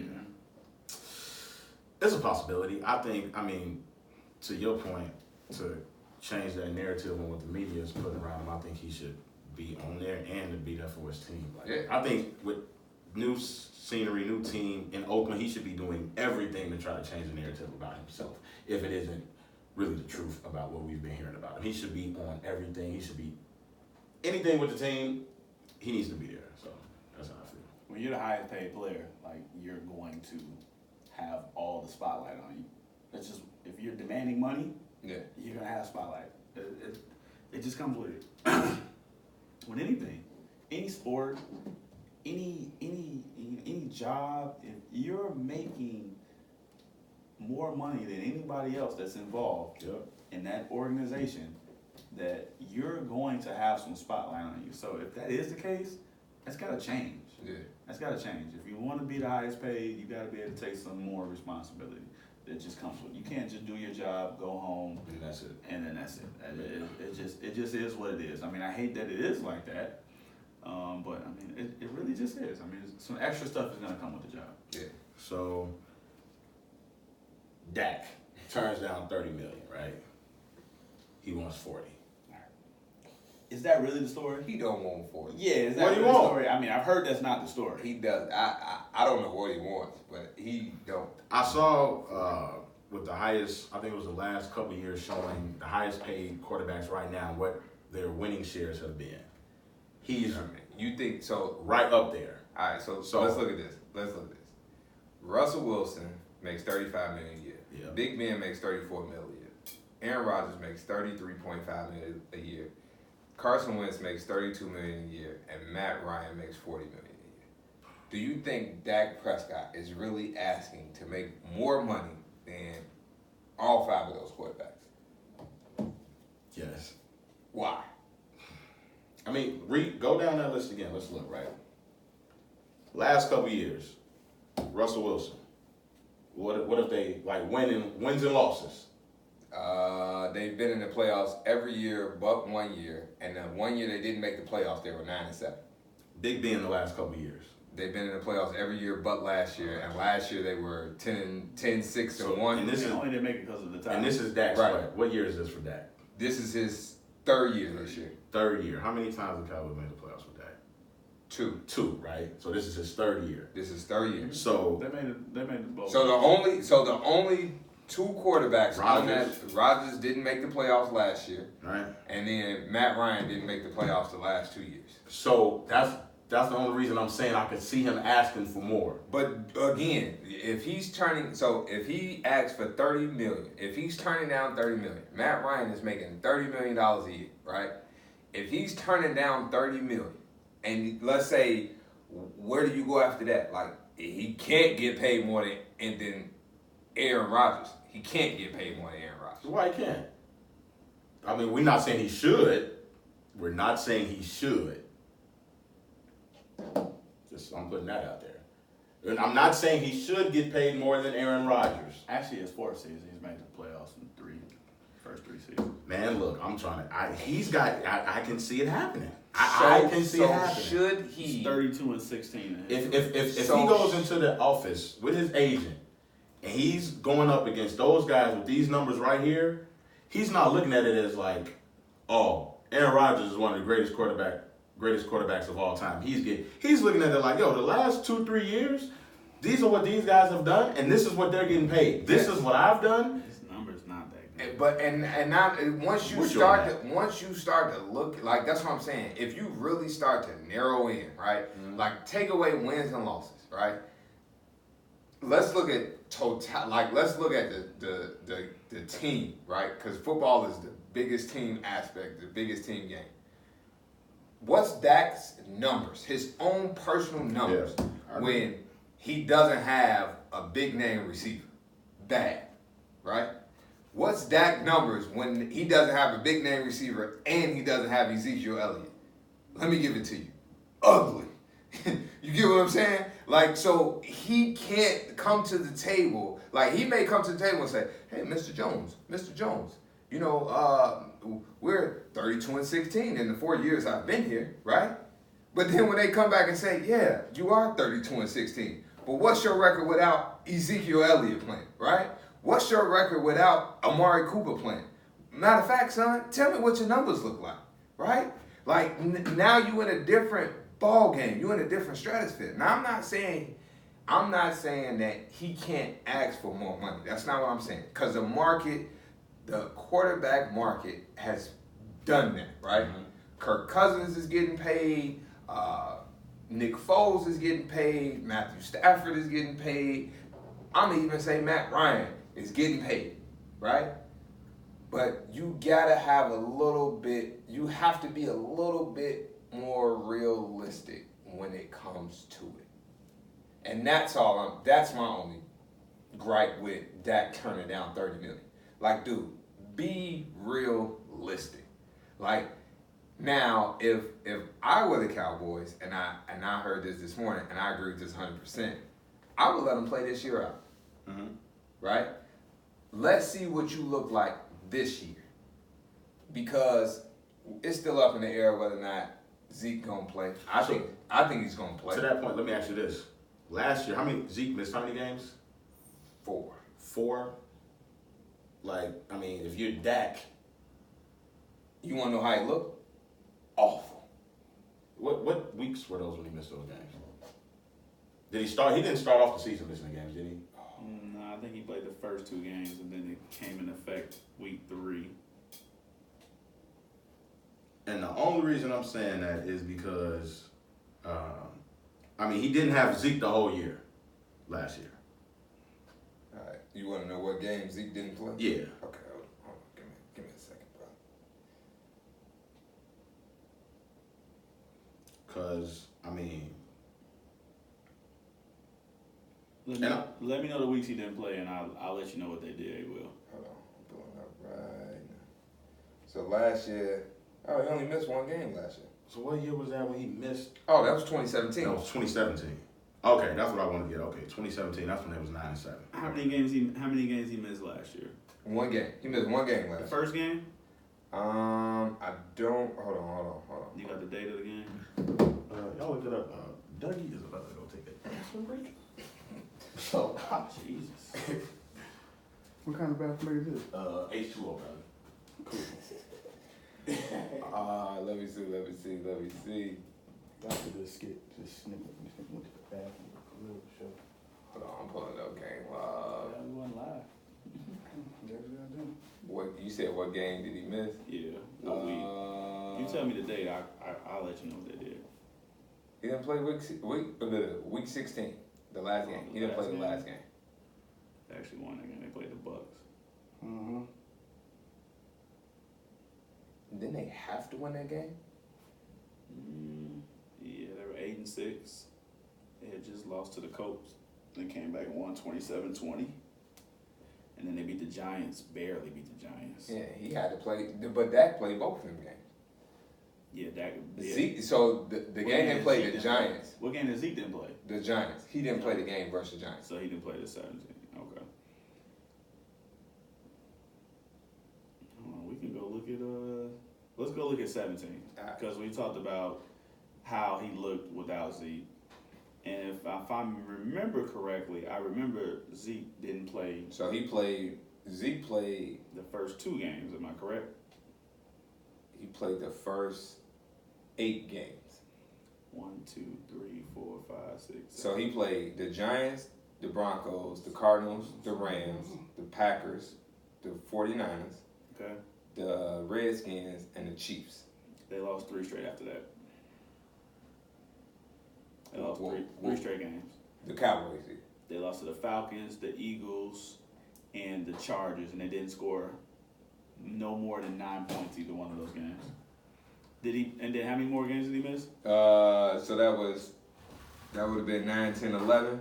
So go 12, 13, 14. Did he play the rest of the games? He only played week 15 and 16. So he played against. He didn't play versus the Redskins, the Giants, and the Raiders. No. Hey guys, I'm back. They won all 3 of those games. Okay. With that, no Zeke? With Zeke, but they lost 3 straight Without Zeke? Okay. And then did he play the last 2 games? Against the Seahawks and the Eagles? Yes. Okay, They lost to the Seahawks. They Seahawks, lost to the Seahawks and and they beat the Eagles barely. And that's 2017? They scared. That's They scored 2017. 6 points. Okay. So, I mean, it's tough. So they were 4-4. They were actually 3-3 3-3 without Zeke. But in the 3 games they lost, they didn't even score over 9 points. Believable. They need Zeke. Yeah. I mean, Is Zach that good without Zeke? We're going to find out. But that's what I'm saying. Like, We're going to find out if he... go to 20... Go to... Especially with him having a receiver now, right? With Amari Cooper. Go to 2016. Who did they play the last game of the season? 2016? Yeah. All right, hold on. 2016. So you think he should get more than Matt Ryan? Zeke didn't play that game. Nah, he didn't play the last game. They lost to the Eagles 13-27. So they 3-4 without Zeke? No, they're 4-4. They're 3-5 because they lost. They lost a game in 2018. No, they beat the Giants. The game he didn't play. Oh no, they lost that game. They won that. They game. won that game. Yeah, the Giants. You said that. So they 4-4. So they 4-4 without Zeke.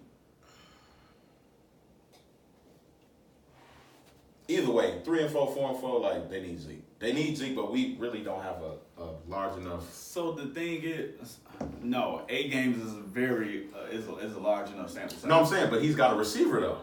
He didn't always have Amari Cooper. You had Dez 2 years ago. Yeah. I mean, 2 years ago they were winning. Not the game without Zeke. So in the 8 games without Zeke, they're a 500 team. They've won 4, they've lost 4. Yeah. No, what I'm saying is. So are you saying do you? So I don't think he deserves to get paid more than those guys. No, I don't. But what I'm saying is he can go in there with some type of leverage. But do you even think he deserves the $30 million that they're even offering? So that's what I was gonna start, and I'm gonna say yes, right? Because he's a 500 quarterback, right? Without Ezekiel Elliott, right? And he had Dez Bryant, the first 2 years. Zeke missed 1 game 1 year. He missed 6 games the other. In those games, they were 3-5, right? No, because they're 4-4. So they were 3-4, right? And then last year, with Amari Cooper, without Zeke, they won a game. Mm-hmm. So that put them at 4-4. So you look at Matt Ryan, who's making $30 million a year, right? Mm-hmm. Matt Ryan is I'm going to continue to say this, he's a pretty average quarterback. And he's got I'm going to say second now. Just second best, arguably. Arguably the best receiver in the league, right? And they're an average team. They are an average team. Average. And he's getting $30 million a year. Dak Prescott can get $30 million a year. Yeah. I'm going to say that. I'm with you. I mean, His record don't say average, though. Who? Matt Ryan. Over his career, he's 102-72. Can you just give me his record the last 4 years? 7-9 last year, 10-6, 11-5, and 8-8. That's my thing with Dak. He can go, to his advantage. He can go to the front office. Actually, his first 4 years was dynamite. Oh yeah, but they have think about it. They 11-5, 9-5, 13-3, 10-6, 13-3. And he had Julio. He had Roddy White. He had and he had arguably the best tight end that ever played the game. Mm-hmm. So give me those wins the last 4 years. 7, 8-8, 11-7, 10-6, 7-9. So 36 wins, and give me the losses. 8, 5, 6, 9. So he's 36-28. His numbers are way better than Dak, though. His numbers, absolutely. He can throw that thing. Throwing over 1,000 more yards than Dak. Hey, Matt Ryan can throw that thing. But let me tell you what he can't do. Can't find Julio in the end zone. Okay. Can't find Julio in the end zone. He finding somebody. It ain't Julio. He got 21, 38, 20, and 35. He actually had a pretty good year last year. He threw for 4,900 yards, 35 touchdowns, 7 interceptions. Like I said, Dak has that going into his favor, as with some of these quarterbacks, what they getting paid right now. So how much is, sorry, I hate to get off topic, but how much of Atlanta's non-success last year was actually because of Matt Ryan? They were 7-9. He had a 70% complete percentage. It's the second highest of his career. He threw for 4,900 yards, second highest of his career. He threw for 35 touchdowns, second highest of his career. And then he threw for 7 interceptions, which is the lowest of his career. You want me to give you a percentage? How much of their non-success was because of Matt Ryan? He also was sacked 42 times, which is the second highest of his career. I'm going to say all of it. I ain't going to say all of it. It's a high percentage. He don't give Julio the ball. I'm sorry, man. You have arguably the best receiver in the game. You throwing 35 touchdowns? Dude, you got to throw more than 35 touchdowns is what you said? So you're saying the numbers is fool's gold? Yeah, yes. That can be the case. Numbers could be fool's gold. This is tough. I just think, dude, it's just look at Manning when he had all of those weapons. Manning was having 40, at least 40 touchdowns a season. But I feel like their run game wasn't that good last year either. But who run the game? The Falcons. They had Freeman and Coleman. Freeman was hurt for most of it. Both of them was hurt, but I'm saying they still had the same running game. They just had health issues. But Peyton Manning ain't always have. So is that the fault for their non-success last year? But Peyton Manning ain't always have an elite or a stout running game. They never did. Wait, don't say well, never. They had Marshall and they had Edgerrin James. Yeah, and they had Edgerrin, yeah. But when Peyton was taking over and when Peyton was throwing that thing, I don't know who their running backs was. You a Colts fan? You can't even name them. No, they had one. They had a good running back out there, Edgerrin. Why am I blanking on the name?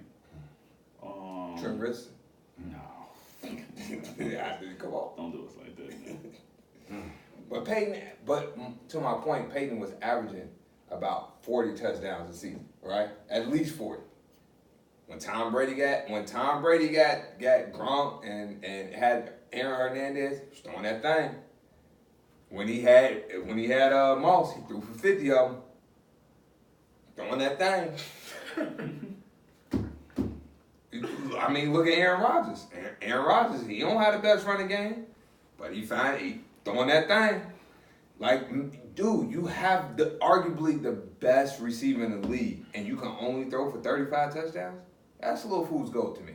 I might have to agree with you on that. Let's take Julio. Let's. Oh, they had to die. I forgot about Joseph Adai. Yeah, I forgot about Adai. Yeah, the Colts had to die. Adai was good. Serviceable. Oh, Serviceable. Yeah, I mean, come on. Let you serviceable. serviceable and good are two different things. Two different Don't things. say that man was good. Don't do that. Good. Don't do that. Don't do that. That was pretty How many good. times you rush over 1,200 yards?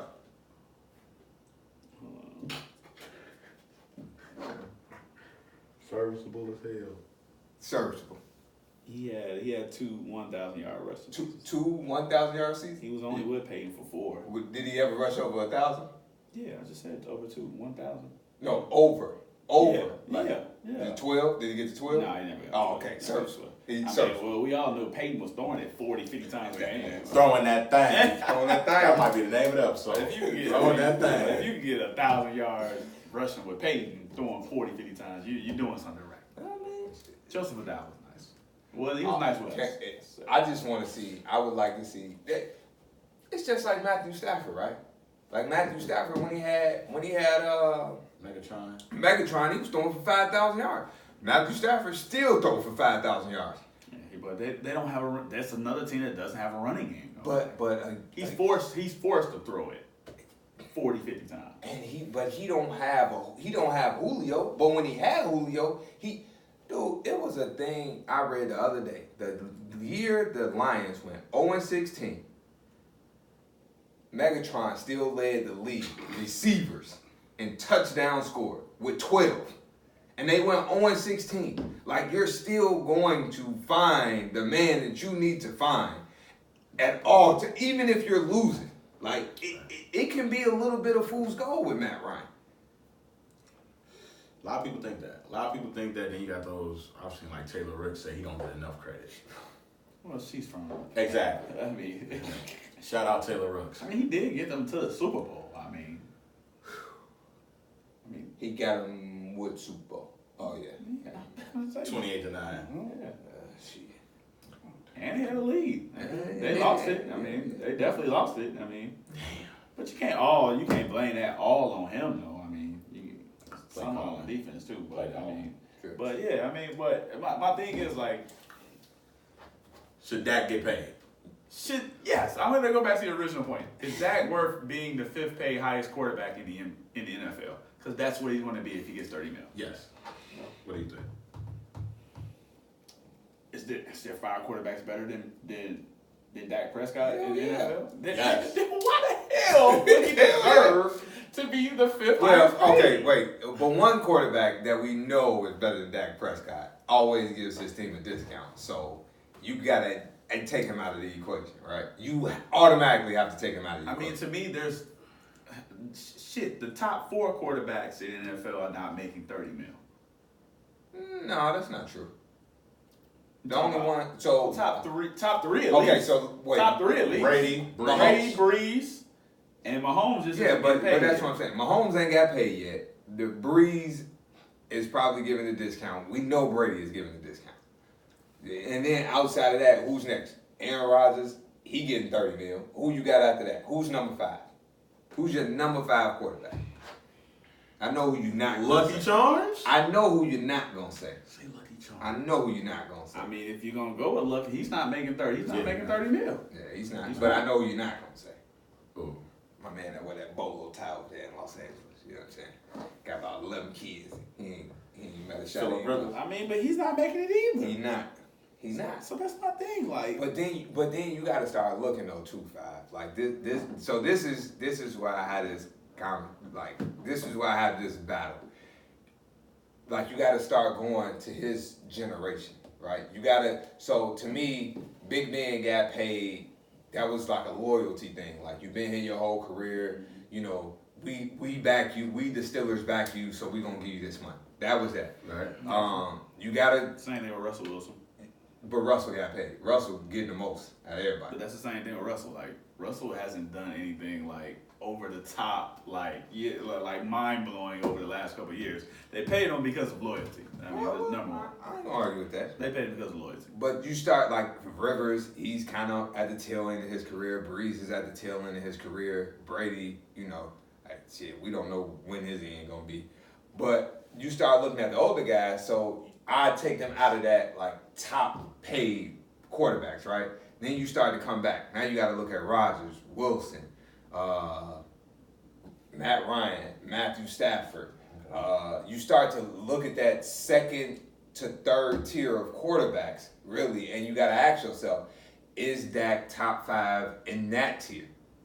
And but then, like you say, so if you look at that tier, you got Rodgers, you got Wilson, you got Mahomes, you got Luck, and then who would be number 5? Newton. I'm throwing that out there. Yeah, He's only making $20 million too. But is Newton contract about to be up? Good question. Because Newton might get paid. He might get paid. He gonna get paid. But that's what I'm saying. So it's like, if Dak gets 30 mil this year, even if Dak gets, let's say, 32 million. He's got one more year left on his deal. So let's say Dak gets 32 mil. We know that him being in the top 5 highest paid quarterbacks is probably gonna last a year and a half. I mean, that would put him at 4. I don't know if that's the case. That would put him at who? I don't know if that's the case. They're gonna put him. Think about it. Jared Goff still ain't got paid. Yep. Cam Newton ain't got paid. Pat Mahomes ain't got I don't know paid. if they're gonna pay Cam that type of money anymore. He keeps getting hurt. Like I don't know if the market's gonna ask for $30+ million for Cam. What we gonna do is we can post that. But I agree with Jared Goff, Mahomes. Who else you got? I mean, even Mayfield's probably gonna get paid sooner or later in a couple years. Definitely gonna pay him. I mean, the younger guys, yeah. I mean, of course, but That's what I'm saying. That him being the top 5 paid. Deshaun Watson's gonna get paid too. I mean, as much as we talk about Deshaun Watson on here, he's gonna get paid though. He's gonna get paid. The numbers back him up. If you talk about Baker Mayfield's gonna get paid, we just talked about that last year. Like Deshaun Watson, last week. If Baker Mayfield's get paid, Deshaun Watson gonna get paid too.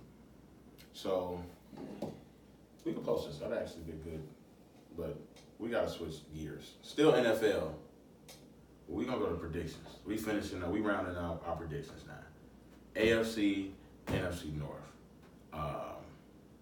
Who would like to go first? Let's off with first. Let's go AFC. Say NFC for last, baby. Oh boy, say NFC for last, baby. You see what I'm wearing?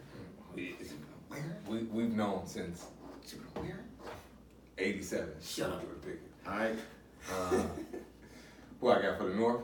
Yeah, I'll let you go to AFC North AFC. first.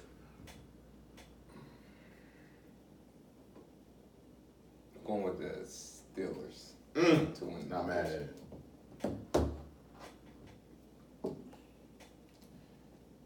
I got it. I'm going with the Steelers. I don't ask me why. Don't ask you why. That's just who you going That's with. just who I'm going with. Maybe you want to pick another team. Oh, you going with the I Steelers? don't never want to agree with you. I just don't want to lose my money. Oh man, I want to say the Browns, but it's just I don't know. I got to see it first. I want to say the Browns too, but I'm just not a prisoner of the moment. Yeah. We all want to say the Browns. I'm not really. I'm going to say the Browns. I'm not a prisoner. You gonna say the Browns? Yes. I'm gonna say the Steelers. Because the Browns have a... go ahead, but it's on you. No, I'm just. I mean, shit. Been there, done that. I need to see a team that's been there, done that. Like even the Ravens made the playoffs last year.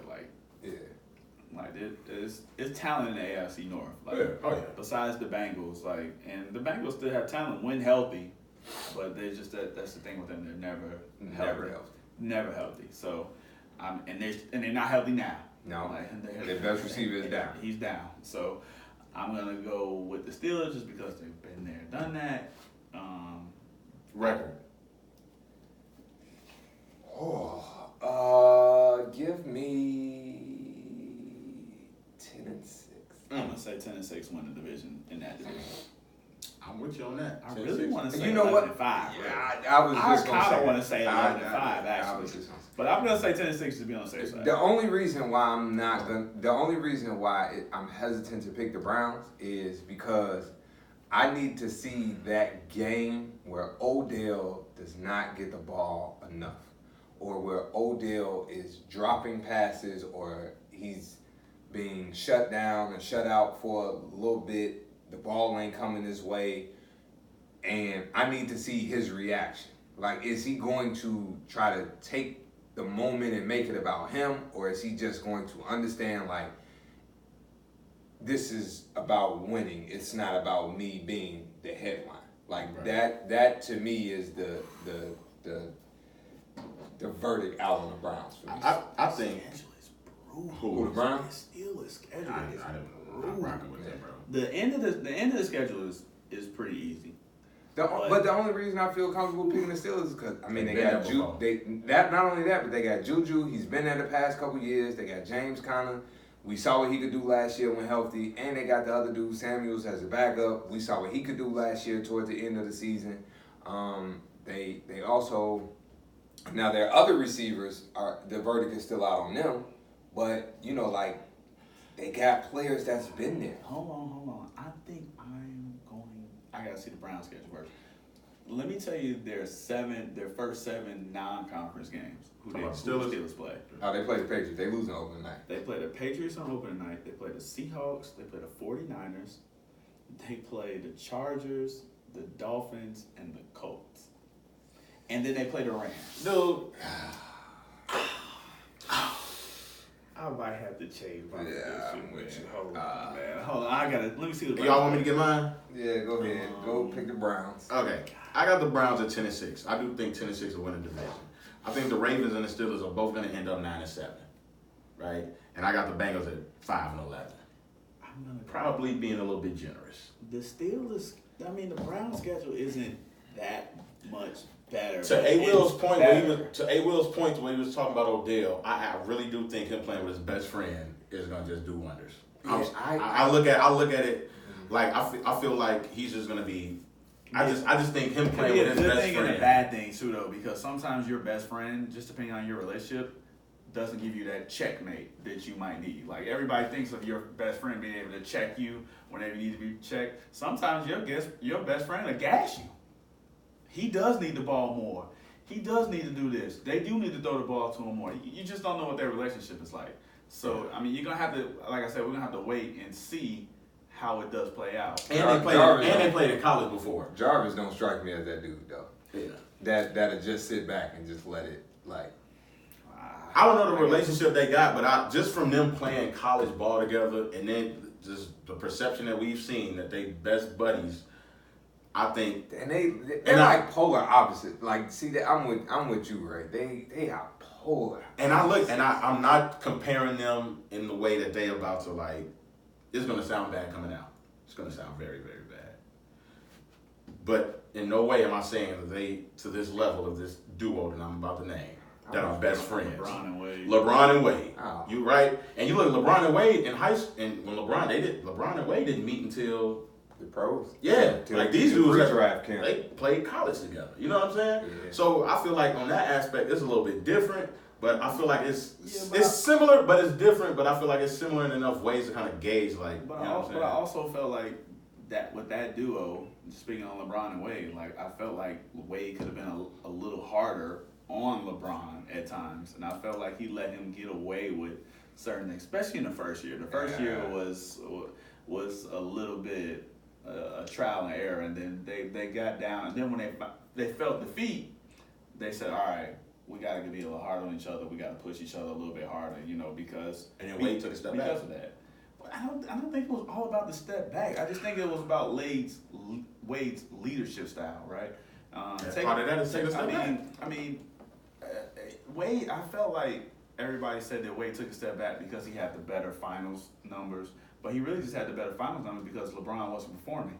But sometimes it doesn't take you for you to step up. Sometimes it takes you to just say something to somebody and say, "Hey, man, look, we need you to get back. Get your shit together. We need you to get your shit together, and we got to get back to playing to how we've been playing."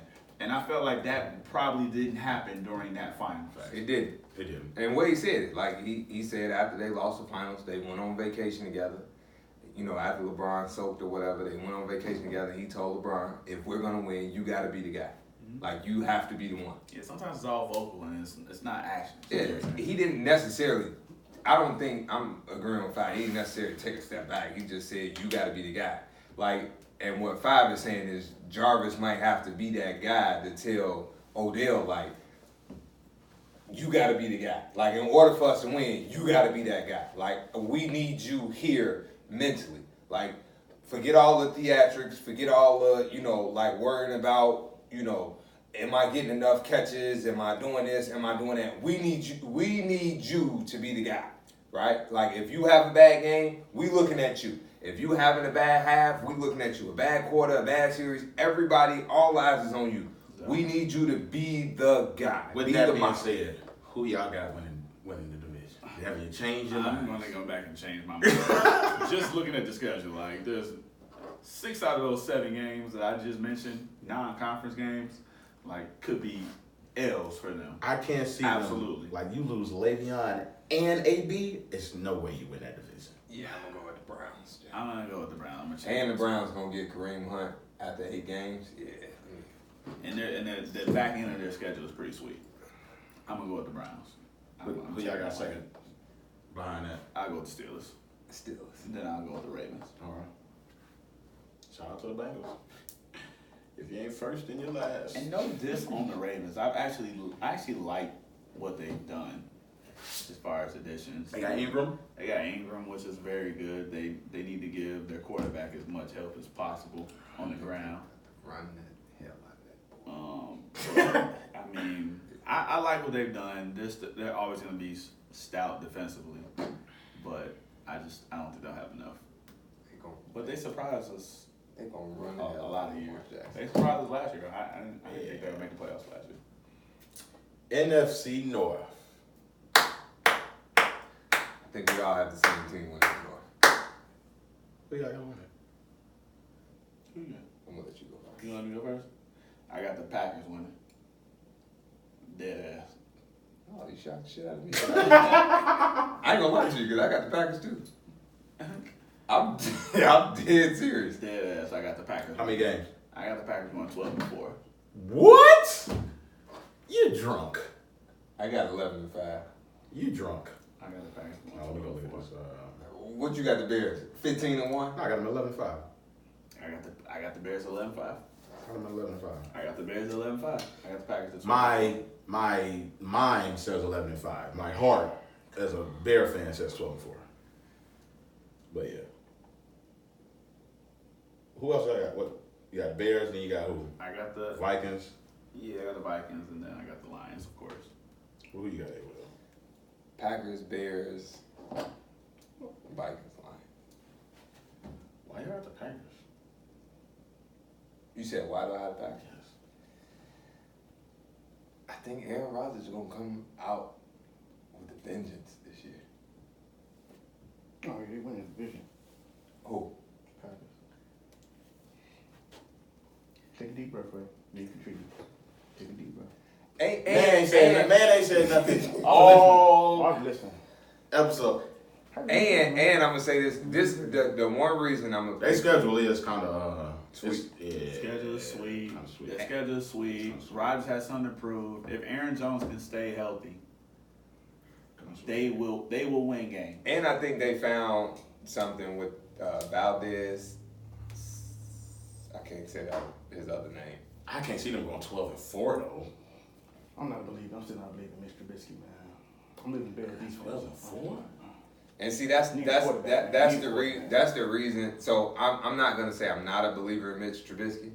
I'm not a believer in Coach Nagy. And That is. and Keep because Keep talking. like at times last year when I did turn the Bears on, Damn. he You gonna let him shoot? Number one, your laugh was too loud, You and I'm gonna take that laugh as disrespect first. You gonna let him shoot? I'm gonna let that laugh. That was disrespectful. I mean, First. Number two, you ain't got to say it in that tone. You mean, ain't how you got to say. You can just say when I watch the Bears. Okay. That's when you watch the Bears. when I did cut him You on. gonna let him shoot? Don't say that like your TV was just mute and you just don't do that. I'm here. I'm right here. I'm right here. My You gonna let him TV, show your my tape? I'm TV right here. My TV doesn't cut the Bears on. I'm sorry.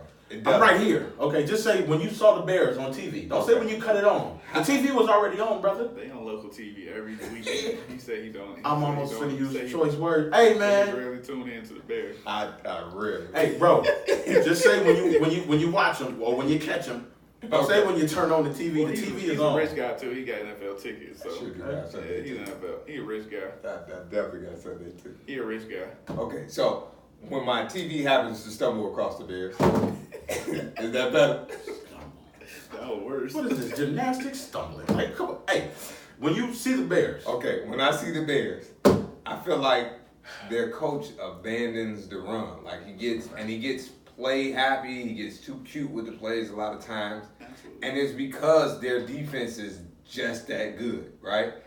And I think sometimes when you put too much pressure, like the Bears' defense last year was like statistically good, like on levels we've probably seen but didn't appreciate, like how good other defenses were. Like, but the Bears they had turnovers, takeaways, they had like pick sixes. They were just like a lot of their points that they put up came from their defense, not from their defense putting them in good field position, but from their defense actually turning those turnovers into points.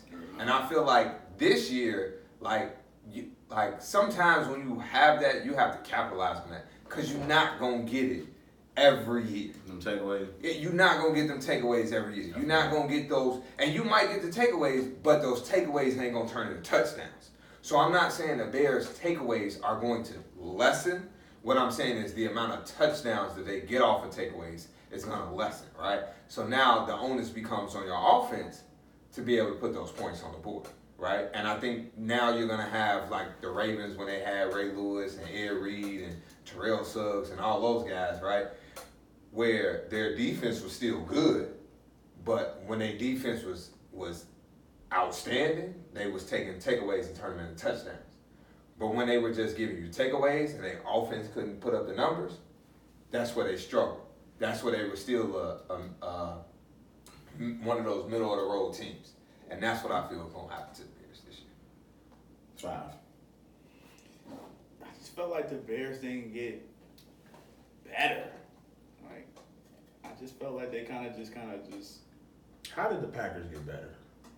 To go from whatever they went, 7 games last year? Well, number one, their quarterback's gonna be healthy. What that? And But that always to helps. go to for you to pick them to win 12 games, how much better did they get? I mean, I didn't really think they were too far off from winning 10 or 11 games last year. I mean, that's true. Yeah, I mean, they lost a lot of close games. And then their quarterback wasn't healthy for 6 or 7 of those games. I mean, I just felt like the margin of error for the Packers last year was very small, very small. The defense still ain't that good. But I just feel like the quarterback being healthy and if they can keep him healthy, I think that's the thing too. And then also the running back situation for them last year too. Wasn't consistent the entire year either. All right, they had to patch and hold a new running back probably every 3-4 weeks. Yeah. I think a full season, and if they can, like I said, if they can keep Rodgers healthy, that's always going to be the key. If you can keep your best player healthy, I mean, it's going to allow any team to elevate to the next level. And they got a new coach this year, right? Yeah. You got a brand new I coach. can't do that. You know We what said happens the when same you thing get for a new Nagy last year, though. Uh-huh. We said the same thing for the Bears last year, though. I mean, but you know what? What happens with a new coach? You get a new coach, it's a new offense, new scheme. So, you know, it's different plays that people haven't seen before. Probably little to no feel out on Matt LaFleur. It's going to take teams 4 or 5 Yeah, weeks it's just gonna- to have enough film out you to really Yeah. scheme and plot against you, which was the case with the Bears last year. Yeah, like it was the hard to exact see. case. And then think about it. The Bears got Mac like what, right before the season started? Yeah. So it was like, yeah, everybody knows how great Khalil Mack is, right? But nobody knew what the Bears were going to do defensively. So it's hard to create a game plan if you're an offensive team against a defense that you don't know what they... Dude, think about it. Khalil didn't come to almost the beginning of the year. And then Floyd didn't sign till almost the year started.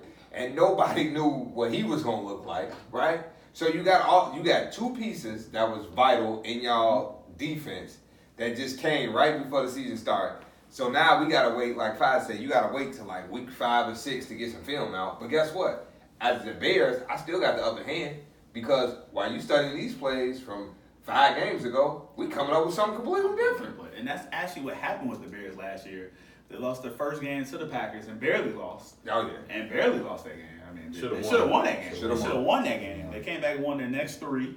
All right, they lost 2 close games. Yeah. All right, they lost to the Dolphins in OT. Should've won it. And then they lost to the Patriots by 7. Nah, that's And then they went ahead and won 5 games in a row. To A. Will's point, by week 5, everybody was scheming for them for the first 5 weeks. Man, we got new stuff in. We got new stuff. We got new stuff in. We're rolling out stuff that we haven't even shown in the first 4 or 5 weeks.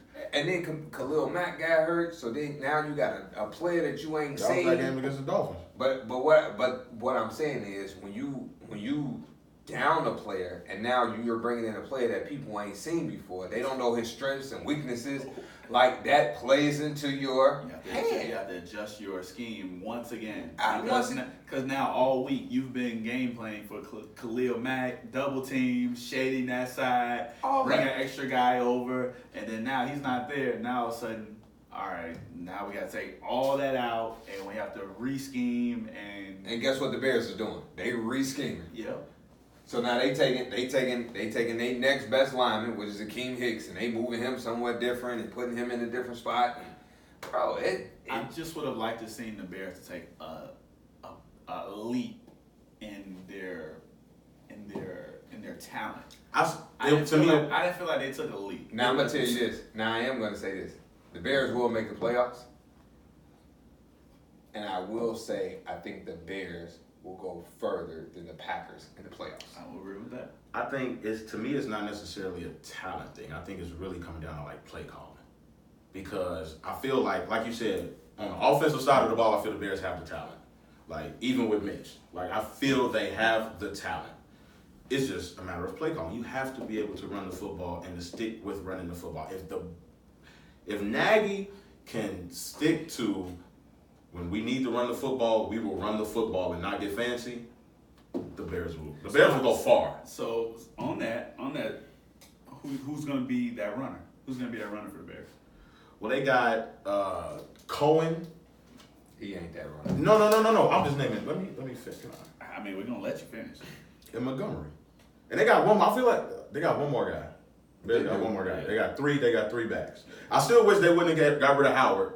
Because I feel like Howard, if you used him right, was perfect. I feel like he was perfect. Perfect fit. That was He really was that was perfect. stupid. He really was perfect. But I do feel like What you got they had going. if you got 3 backs, if you're not gonna use them right, I get it, trade them. You know what I'm saying? If you're not gonna use them right, but if the guys that they got now, But I have to see it. I have to still see that. Though. But my thing is, you just said that stick with the run when we need to run the ball, and they had the guy. They literally had the guy on their team I got rid of him.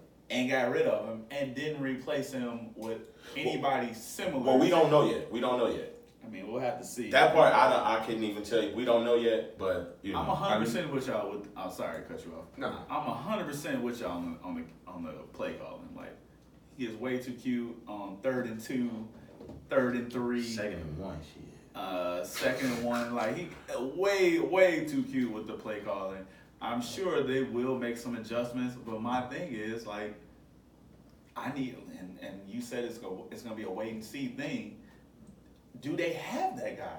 Do they have it now? Like, Getting rid of Howard, have they replaced him with somebody who has the capability to getting those tough yards that they will need? Because their offense can be explosive at times, right? Their offense can be. I mean, Cohen is explosive, but sometimes you need tough yardage guys too. And we've seen that.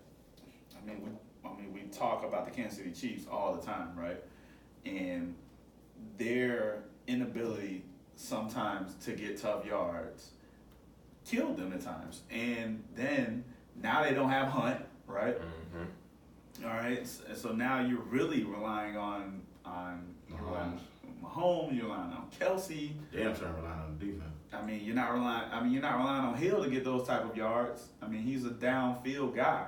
So they're gonna have those same question marks too as well. But the Bears, I just need to see it. And to me, that's the Bears. That's always been the Bears' identity to me. So I feel like this is. I feel like Bears fans are on the fence, right? Because we've been waiting a long time to see the Bears become an explosive offense. It finally happens, and then they abandon the tough style that they've been known for years. So that's just my thing. I got the Vikings 10-6, Packers 9-7. The Vikings winning 10 games. You got the Vikings over the Packers? By game. To be quite honest, I could care less. Nah, bro. Nah. You got the Vikings winning 10 bro. games? I'm not even giving you that one. Why can't they win 10 games? Bro, what? No, come on, man. Hey. Come on, man. Why they can't win 10 games? You just sat up here for weeks and weeks and weeks and talking about Kirk Cousins. But they got their running game back, and they still got 2 solid receivers. Bro, cut it out, man.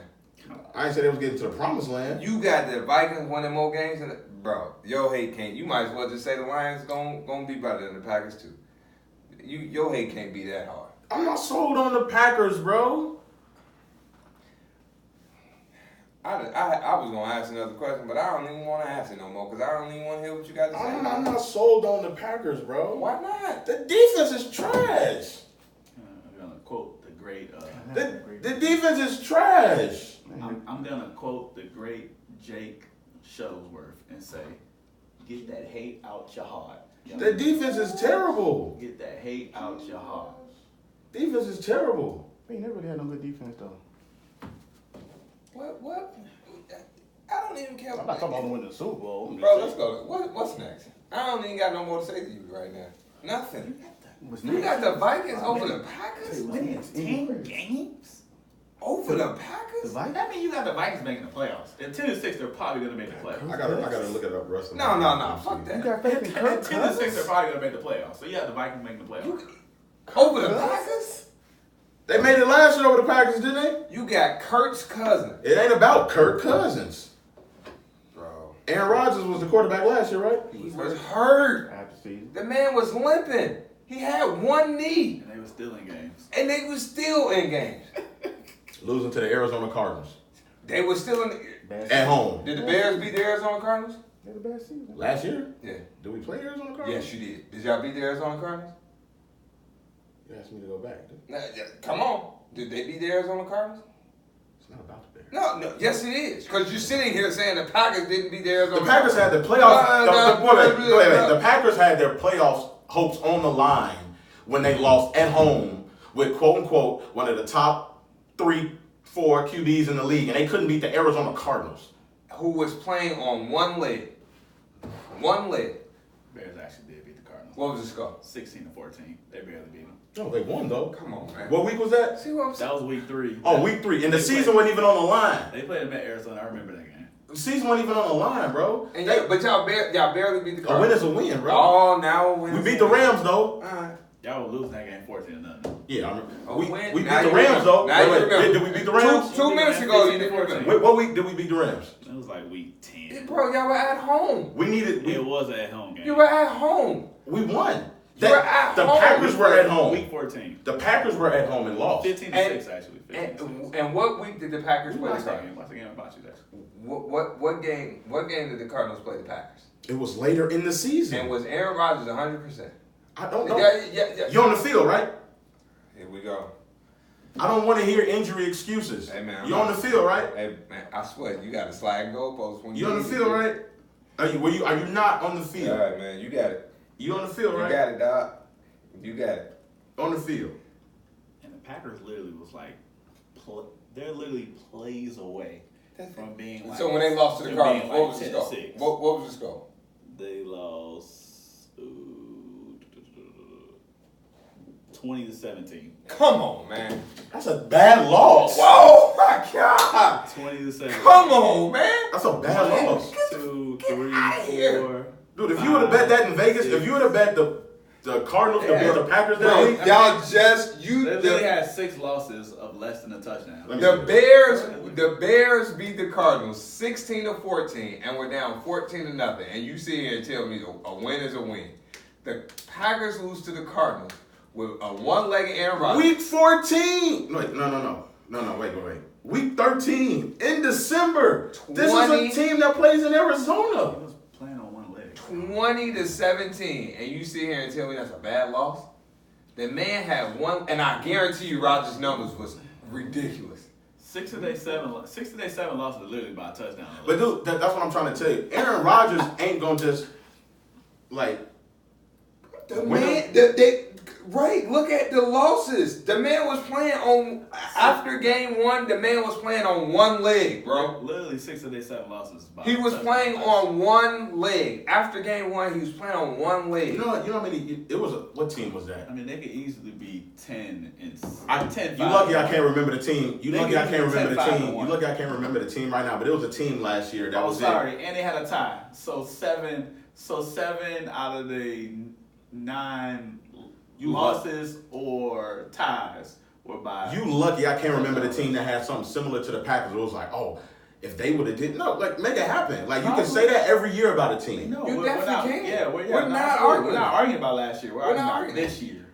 And We're the talking fact about that this Aaron year. Rodgers is going to be 100% healthy, and you're picking a team led by Kirk Cousins over Aaron Rodgers. They have that defense. They hate out your heart. son. And they got a better run game, and they got better receivers. Let's just move on, man. Is that it? Let's just move on. We gotta wrap this up. Y'all got them ahead of the Bears Hey, man, anyway. we gotta wrap this up. And you got them winning 12 games. We gotta wrap this up. You got them winning how many? 11. 11.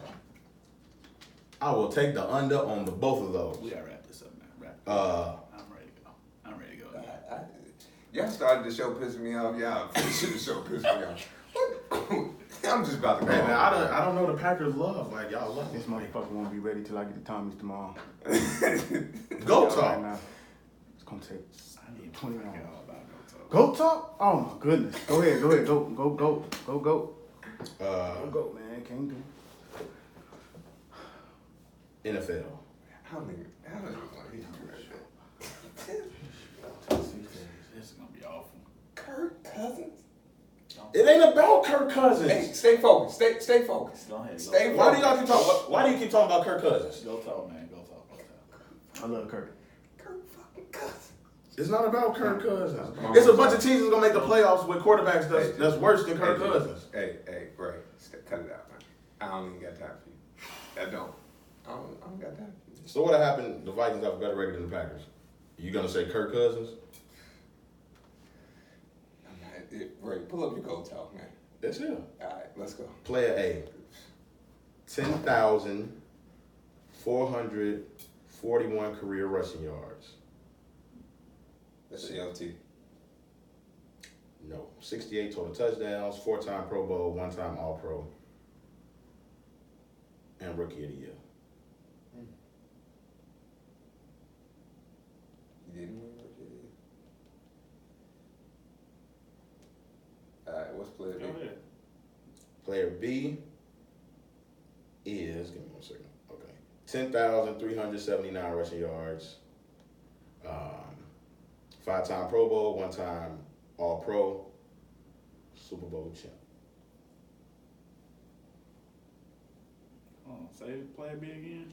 5-time Pro Bowl, 1-time All-Pro, 10,379 rushing yards, and 1-time Super Bowl champ. How many yards? 10,379.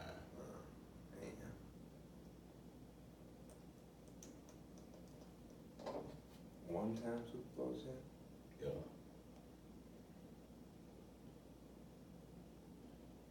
Give me player one numbers again. Player 1, 10,441 rushing yards. Eddie George. Yep. All right. And Marshawn Lynch. Yep. So we got Eddie George versus Marshawn Lynch.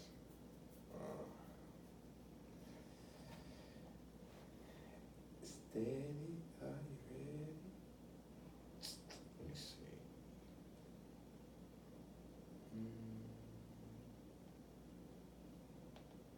I feel like this is kind of.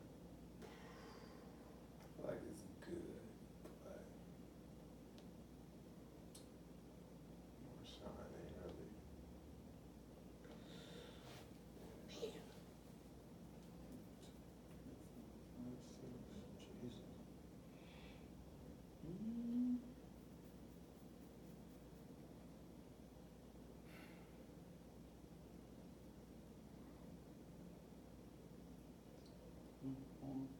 Oh, no, this is a good one. This is a pretty good one.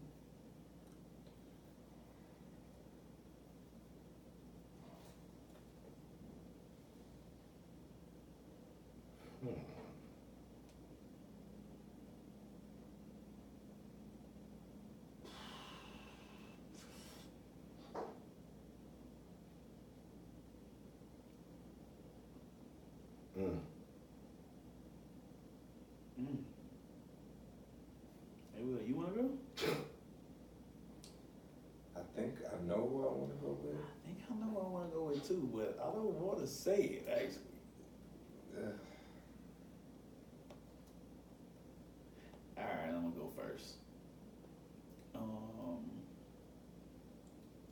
I don't want to say this. I feel like such a young punk saying this. I think I'm gonna go with Marshawn Lynch. Why? Numbers very similar. I don't want to act like Eddie George wasn't a power back, but I feel like Marshawn was better in the goal line situation. As odd as that sounds. When they give him the ball. Because they didn't give him the ball on the 2-yard line. But I feel like Marshawn was better. They both were about the same catching the ball out the backfield.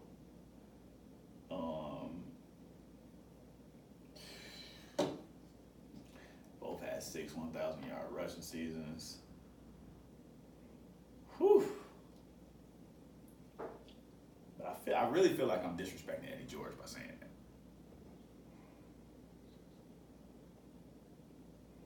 that. Eddie had 7. 7? Yeah, one more? Yeah. He had 5 in a row. Then in 2001, he only had 939 yards. And then 2002 and 2003, he had 1,000 again. He played less seasons too. He did. That's what hurt Eddie to me.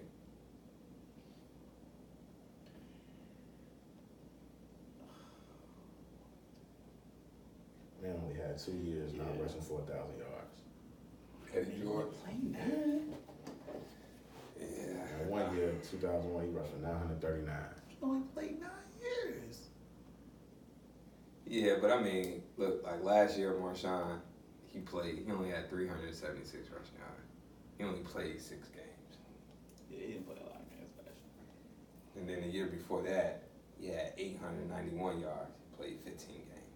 That's decent. The year before that, in Seattle, he only played 7 games and had 417 yards. That was the year he was hurt. Am I not mistaken? I'm not sure why he played 7 years. I want to say he was hurt. I don't believe he was holding out or anything. Nah, but, they started phasing him out a little bit. Oh. 84 touchdowns, 68. Marshawn had listen, when I say just a smidge, Played 12 seasons of Eddie's 9. Marshawn might have had a smidge more like breakaway speed. Eddie George ain't really have that breakaway speed to me. like Eddie could run over you. You know what I'm saying? He could juke you, but like it wasn't like. He got two double-digit rushing touchdown seasons. Who, Eddie? Yeah. Yeah. To Marshawn's. I mean, look, like Marshawn had a 77-yard rush one year. He had a 79-yard rush for a touchdown. Like Eddie George's longest rush was 76 yards, and that was his rookie year.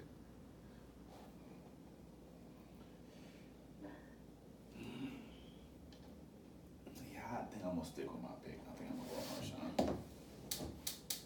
That's a tough one. That's a pretty good one. Right? He finally did something good. Mine last week was decent. You ready to slap the hell out your ass with that Vikings 10-6 pick. Y'all have yet to tell me why. Bro. Y'all have yet to tell me why. Tell you. Hey. You don't have to tell you why. You probably would have predicted the Packers would have won more games than the Vikings last year too, right? Right. I actually had the Vikings winning the division last year. And you on were- the podcast, actually. And you were wrong. I mean, I hadn't won more games than the Packers, I'll tell you that. Huh? I hadn't won more games than the Packers. I do too. But go ahead. Hey, Will, who you got? I'm still deliberating. I'm trying You to still look at deliberate? Yeah, give me Marshawn. I'm gonna take Marshawn. I'm going with my gut. Gut says Marshawn. I'm gonna go. I'm gonna go with Marshawn. Beast And mode. I'm only doing this by looking at the playoff numbers. Let's see.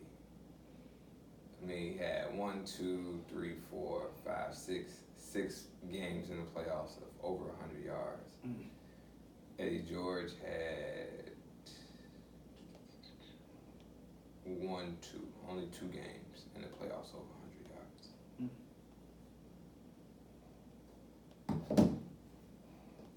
I had to look at the playoffs numbers, and again, the only difference between the two was I feel like Marshawn had a little bit more breakaway speed than Eddie George, just a little bit more.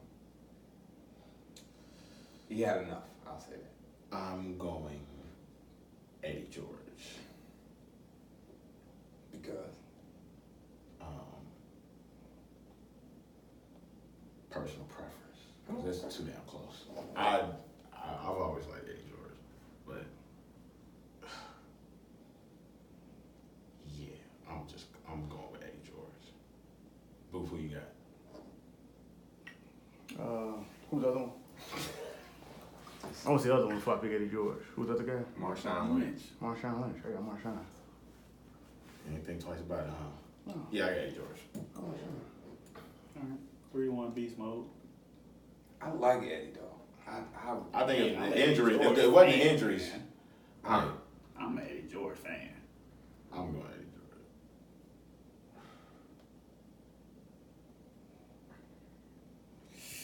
Tough. That was a pretty good one. We got to post that one too. I like that. Bro, that probably the best go talk you ever had. Yeah. Don't. If you say that 824 shit, I'm gonna slap the hell out of you. I had Worsley and Coach and Pippen. Nah, that one was better. It was. No. That one was better. Which one was better? The Marshawn one. This Marshawn one. Yeah, like I said, this your best one, dog. This your best one. Proud of I'm you. letting you know the sports. I'm letting you know whether they Nah, male no, or female. I'm proud of you, dog. I'm letting you know. You compare one play. Who wore That was a two numbers. special edition. No, that was horrible. Special edition. Let's go. I'm gonna post that tomorrow on my page. I'm gonna put 8 verse 24 Kobe. We see how Horrible. many comments we get. Horrible. Follow us. 5 wouldn't even did that. He was a Kobe fan. He liked it. I mean, He liked it it. was a tough one. Thank you. It was a Thank tough you. one. It was a tough one for me to pick, but I mean, That was my whole point. We compared one player. I mean, for the sake of the show, I don't know if that was the time to do it, but I mean, It had to be done. Instagram, Goodfellas Podcast. 3 instead of an E. I got lower my power mode. Twitter, follow us, Goodfellas87. Subscribe to us on YouTube, like us on Facebook, and Subscribe, rate, and review. on Apple Podcasts. Shout outs. Nope. We love everybody. shout out to everybody that's been listening with us. You know, it's a little quiet in sports world, but you know we're gonna start heating back up here pretty soon. So make sure y'all tune in with us. Like A will say what you say. Subscribe, rate, and review. Subscribe, rate, and review to the page, and then you know just you know, man, shoot us some stuff y'all want us to talk about, man. Some debates and some topics. You know, we always looking for new stuff to talk about, so just let us know. I don't got no shout outs today, man. Shout out to your gear, bro. Oh, well, Damn, bro. That's disrespectful. How's it disrespectful? Shout the man out. Second week in a row, actually. Did I forgot to shout somebody out when Garrett's win? Damn, bro. Oh, my bad. Okay, so I'm gonna shout out Joe Fresh Goods for the Don't Be Mad, the shirt and the shorts. Joe has actually, you know, brought Complexicon to Chicago. He's supposed to be throwing out the first pitch as the White Sox game, I believe, coming up soon. Joe, you know, working on some things, man. So shout out to Joe. You know. All right, I got one shout out to my mama. Her birthday tomorrow, so she will see her son tomorrow. Yeah, sure she sees you every day. Nah. Got Tally. Nah, she don't see me every day. But yeah, shout out to moms. I still got beef with Mama Rose, you know, long time beef. Hey man, have her people meet up with your people. Y'all do lunch, man. Booth, what you got? Untuck your shirt, man. You're making me uncomfortable. Man, I was at work, bro. Can I get an apple pie? Apple pie. We'll discuss that. This is my look. Your apple pie might be revoked because you got the Packers winning. I mean, you got the. Happy birthday to Mama Rose. If I could, I'd say the Packers go 0-16, but I won't. You sure you ain't got nothing, Booth? Man, I got nothing. I love y'all. Are we missing Everybody. somebody? I got one quick shout out. Two actual shout outs actually. Happy birthday to my cousin Donovan. His birthday. Oh, Donovan? Yep, birthday was on the 6th, just passed. Alright. We went to the Big 3 game, took him to that. And then, man, happy birthday to my wife's best friend, Megan. Meg! Happy birthday. We'll be going to Atlanta with this weekend and kicking it with her. So, happy birthday to her. I ain't fooling with Meg. She know why I told her already. Jeez. Never mind. No, I'm just playing. Meg's my G.